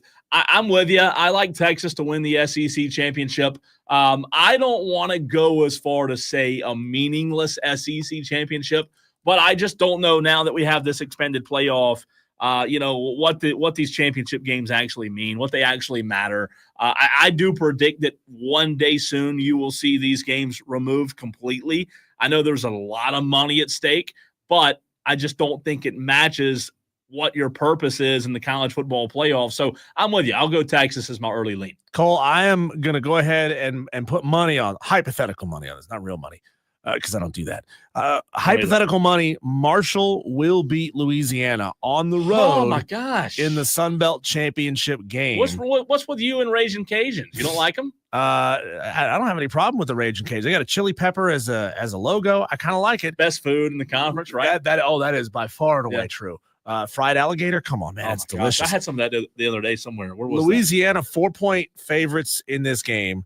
I like Marshall because they are consistently playing good offense, putting up 30, 35, 40 points a game, playing consistently decent enough defense. They're not playing great defense. But Cole, Louisiana has been up and down and up and down and up and down. As a matter of fact, they have played garbage teams the last 4 weeks in a row. I don't know that they've faced a team that's going to hit them in the mouth the way Marshall has been playing the last couple of weeks. The Thundering Herd is what Diesel is predicting. It'd be a good story if Marshall, it'd be their 10th win of the season in the Sun Belt. Really good story. Maybe one they can make a movie out of one day. But and they got a head coach that a lot of people, as the season was getting started, wanted fired. Really? And they've turned it around in a big way. 8:00 Saturday, Penn State, Oregon. We will find out if I have to eat crow when it comes to Penn State. I'll tell you this. I am surprised. Really? Oh, gosh. I'm all for that. I know you would. Hey, I'm surprised that Oregon's only favored by 3.5. I thought it'd be like 6.5. I thought it'd be a little bit more too. Oregon, high-flying offense. Penn State, solid D, but can they keep up offensively? That's the big question. Not to get off on a tangent here, but if Penn State loses this game, they're 11-2. They'll fall. We don't know how much they'll fall, but Diesel, does the James Franklin experiment at some point come to an end, or are we just – are they just completely okay with not winning big games? They don't win big games. They win not big games, but they don't win big games. I think it's a wait and see, honestly. I mean, it depends on what happens in the playoff. They lose this game. What if they got boat raced? If they got boat raced, and if it's a matter of bad clock management, right? Like actual coaching decisions that caused it, bad clock management, using timeouts poorly, making rash decisions, going for it when you don't need to, feeling like you got to, call a trick play early in the game in enemy territory. Sorry, Shane Beamer. But if it's those kinds of decisions that get Penn State boat raced, 100% you put that squarely on the shoulders of James Franklin. Outside of that, I mean, if it's just better players at Oregon making plays, no big deal. It's not on Franklin. 8:00, the last game of the night. Clemson, SMU. SMU is 11-1. Clemson 9-3. Again, I'm sorry, Clemson fans, but they did backdoor their way in. SMU is a 2.5-point favorite in that game. Kate Klubnik plays well in Charlotte. Diesel, do you think the Clemson Tigers are going to get it done? Because I said earlier in the show that after a loss, I think this group will be focused. I think they'll be regrouped in a way. A lot of missed opportunities against South Carolina. I do predict Clemson winning on Saturday night. What about you? I've got SMU winning this game because show me a quality defense that Clemson has put up 35+ points against in the past couple of weeks. Let me look. Can't find one. No, can't find one. I mean, they put up 51 against Citadel. No disrespect to the Cadets. But SMU is dropping 35, 45 points every single week. Clemson's got to score minimum 35 points to win this game, and I don't think they can do it against a good defense. I can't wait. Should be a lot of fun, and we'll see. We'll see. Diesel, Gary Stokan, right? That's right. Gary Stokan, president and CEO of the Chick-Fil-A Peach Bowl. Next.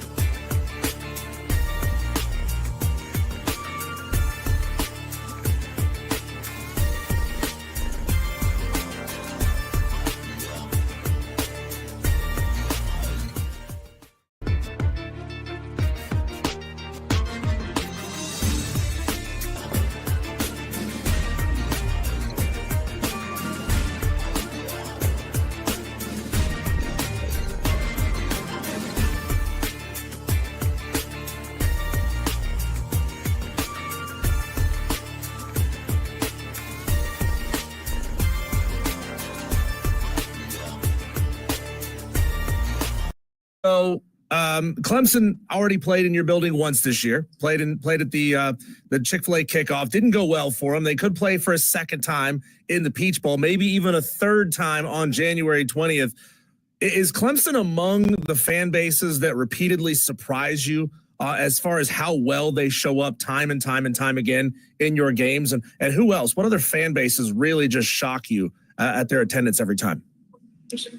Well, thanks for having me. First off, to answer your question, Clemson never surprises me with their fan support, as they've been fantastic, whether it's playing in our Aflac kickoff game like they did this year, where we set a record for the kickoff game in attendance, or whether it's our Chick-fil-A Peach Bowl. We've had Clemson more times than any other team in our history of 57 years in the Chick-fil-A Peach Bowl, and they've gone from breaking our fax machines when there were fax machines to setting attendance records. So we're always glad to host Clemson, not only because of their fan support, but Dabo Sweeney and Graham Neff are great people to work with. Gary, I have to use a little format breaker here. This view behind you, can you tell our listeners what you're doing and where you're at right now? Yeah, I guess I can make it even better for you if I go this way. And I don't know if you can see the ocean back there, but I'm at Venice Beach, walking Venice Beach. So Venice Beach. How about, is that right below Myrtle Beach?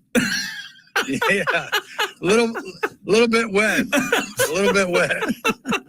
Good stuff. But no, we came out for the Notre Dame Southern Cal game, and just decided to stay a couple days. And that's awesome. We'll go see USC Oregon basketball tonight. Saw the Lakers the other night, and saw the Clippers the other night. So we're getting in our sports fix here out in LA. Yeah, Gary, what a punchy affair that was between Notre Dame and Southern Cal out there. What are your thoughts on how conference championship game results affect the seeding of the 12-team playoff? Like, if Texas were to run roughshod over Georgia, blow them out, and the Bulldogs then have 3 losses, in your mind, should a 10-2 Tennessee, who didn't play in a championship game, be allowed to jump them?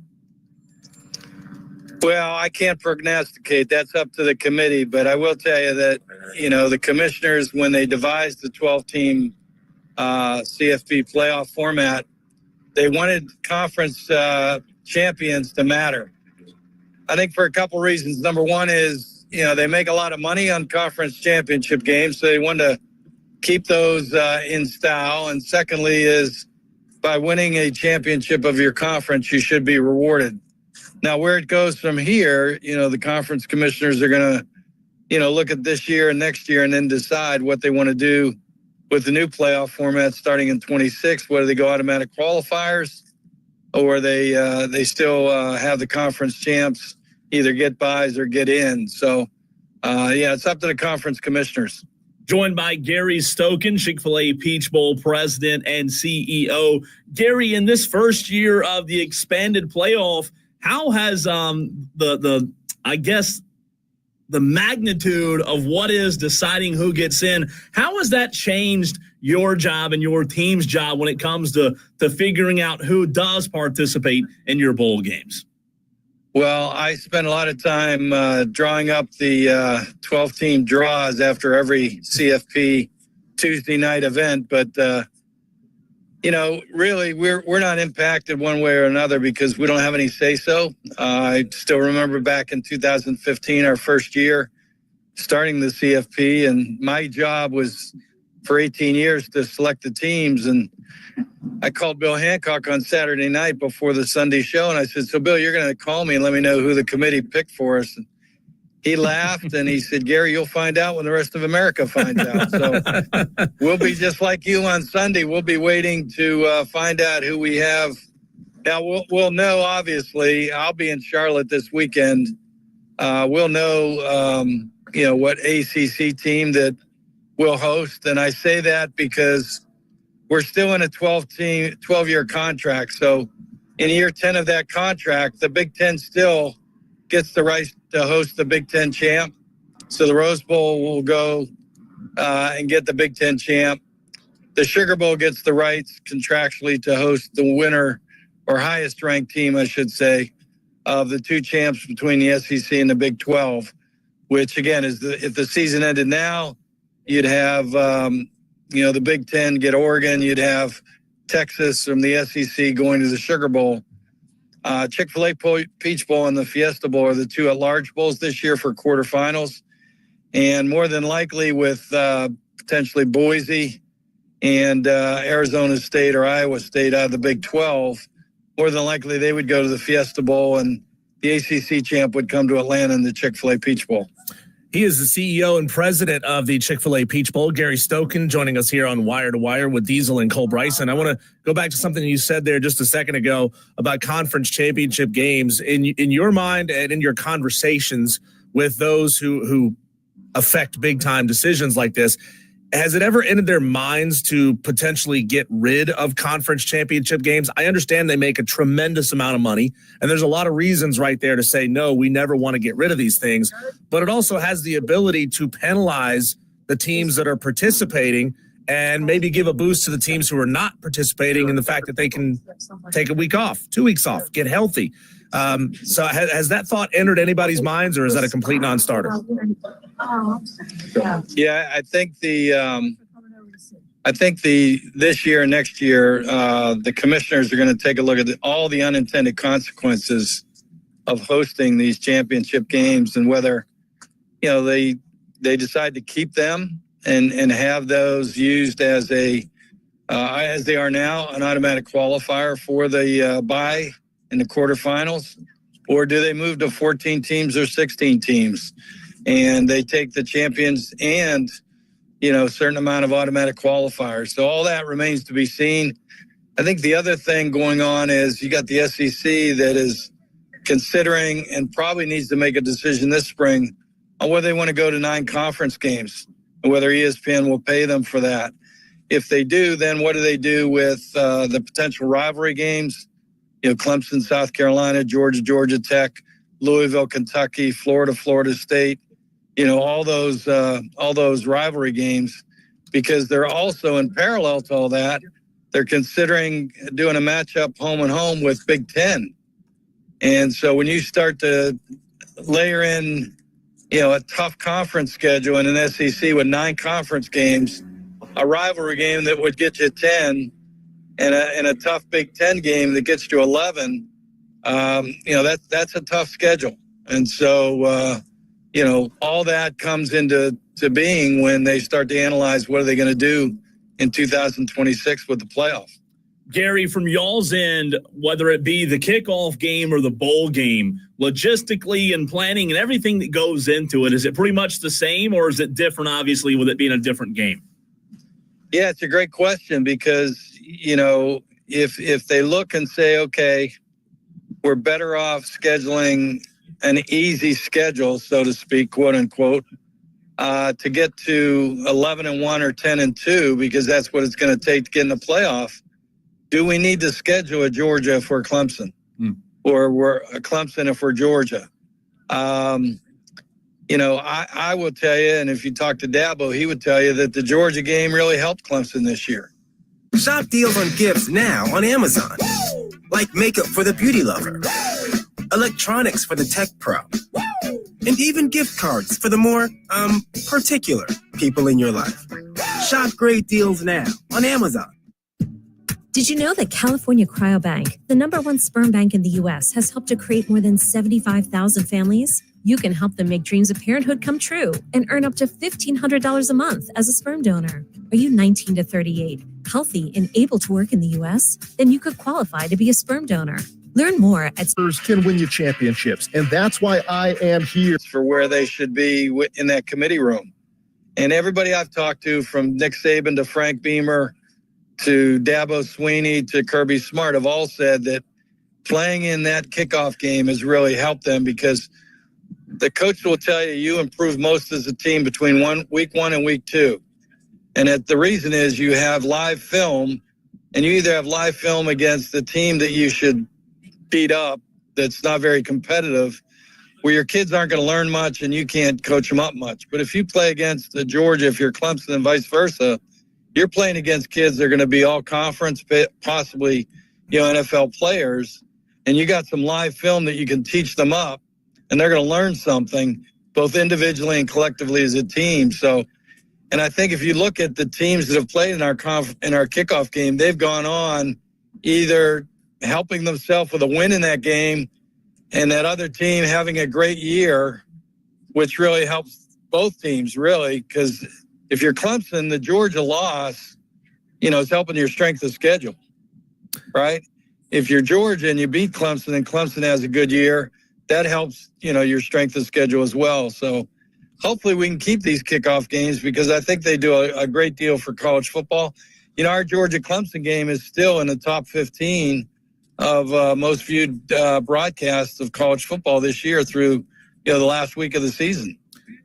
Gary, can you describe a game day for you? When it is the Chick-Fil-A Peach Bowl, what's game day like for you? Are you kind of running around, putting out fires, managing things, or is it such a well-oiled machine at this point that you can sit back, sip a cocktail, and enjoy? Well, I don't sip cocktails anyway, but my staff does such a great job. They're the best in the business that between them and Mercedes-Benz Stadium, we get a lot done. Obviously, I'm available should something need my attention, but most things are handled through them. We will not have a parade this year. We'll have our Fan Fest where we typically have about 35,000 people in the Georgia World Congress Center. So I go over there and, walk through there, make sure everything's okay. And then, we won't do team walks this year into Mercedes-Benz because we're a 1:00 game. And it's a different bowl week. We get teams on we'll get teams probably Sunday night come in. They'll probably grab and go dinner, maybe a sit-down dinner. Monday, they'll practice and have media day. Tuesday, they'll have their walkthrough, and Wednesday they play at 1:00, and then they fly out. So we don't have a lot of the events that we used to have when we had the teams in 7 days and having a couple events a day. So it's changed a lot, but we understand we're in a playoff situation. Gary, my last question for you, with you being close to the ACC, what would your reaction be if SMU defeated Clemson on Saturday and the ACC only got one team in the 12-team playoff? Yeah, that's a really interesting question. I would have thought, should Miami have beaten Syracuse, that the ACC would have gotten two teams in guaranteed between Miami and SMU. I've done my different draws of the brackets with Clemson winning the game, and I think SMU still gets in with Clemson winning. Clemson would get the bye, obviously, being a conference champ. I think if SMU wins, Clemson's out. SMU gets the bye, and I think Miami's got an interesting day to watch and see what happens.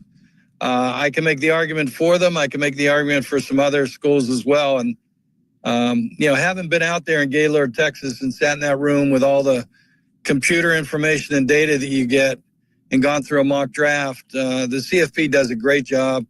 It's hard to get it wrong with all the information you have in front of you. So, and knowing a lot of those people in that room, I know they'll get it right. What's the biggest misconception that average Joe on Twitter, guys like Cole and I and our listeners who are chatting about this, that we have about how the CFP committee goes about doing what they do? Well, as you know, there's no politics. So if your team is, if you've either served at that school or you're at that school or in that conference as a commissioner, if you're on that, or your NAD, I should say, if you're on that committee, you have to leave the room. So in other words, Award Manuel, when Michigan last year was in the discussion, he had to leave the room. So it's very fair. It's very well organized, and, they do a great job, and they'll get it right again this time. Obviously, having played basketball back in the 70s when there was only 24 teams, and then he went to 32 because number 6 Maryland lost to NC State, in the ACC tournament the next year. They went to 32 teams.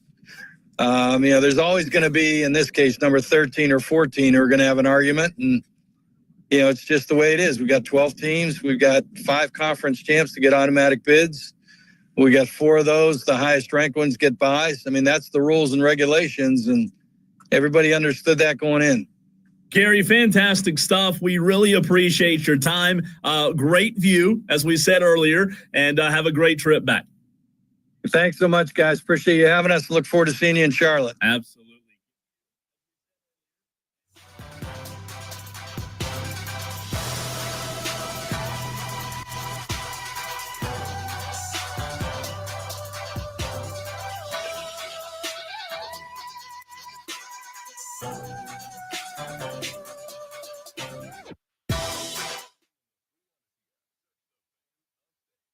Upstate. The Clemson Tigers will be in Charlotte on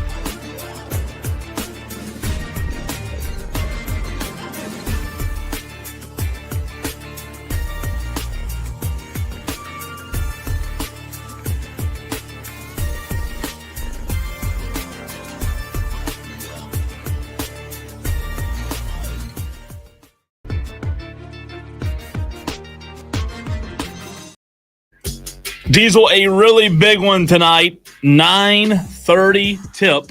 Little John Coliseum, Kentucky and Clemson tipping off, and it's going to be a while for that one to start. I don't know. I don't like the late tips, obviously. The college students probably don't care, but I just retweeted a video that you can see at the Cole Bryson from Grayson Mann of TigerNet. 4 hours before tip, there was a line all the way around Little John, Clemson fans waiting to get in. I mean, it's cold out there too. Yeah. That's really, I'll tell you what, man, that's really fascinating. You know, are they all wearing coats, or are they rocking the short sleeves so they can be comfortable inside? They are rocking the coats. Okay, because my wife has a saying, and this applies as we have New Year's coming up, right? You going out to the club on New Year's trying to look good. You can't show up wearing that dirty North Face jacket. My wife has a saying that hose don't get cold. Hey, I just fixed the button, by the way. Wow, what'd you do? There's a mute button on the keyboard. Oh. And I hit that mute button. Oh. So let me take So it was Swanza. all your fault. So now you got to email engineering. Say, sorry, guys. Nothing's wrong with broken. your I'm board. just an idiot.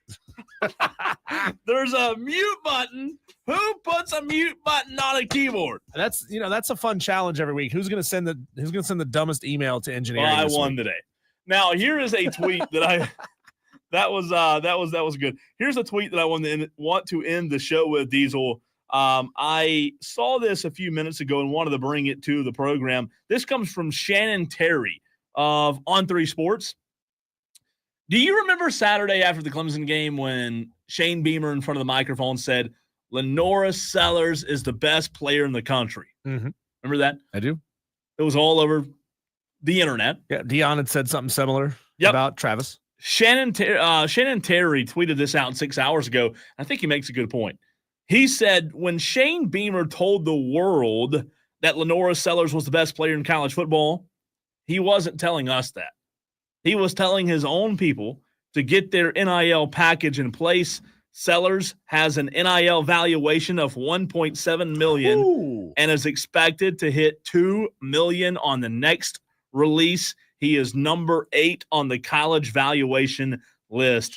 I thought that was a very unique perspective and something that we haven't thought about and talked about. Yeah. Because Beamer might not have been telling us that. He might have been telling his NIL guys. Yeah. Look, we've joked a couple different times over the course of the season. Man, Lenora Sellers is going to look good wearing an Ole Miss jersey next year. Lenora Sellers is going to look good rocking an Alabama jersey next year.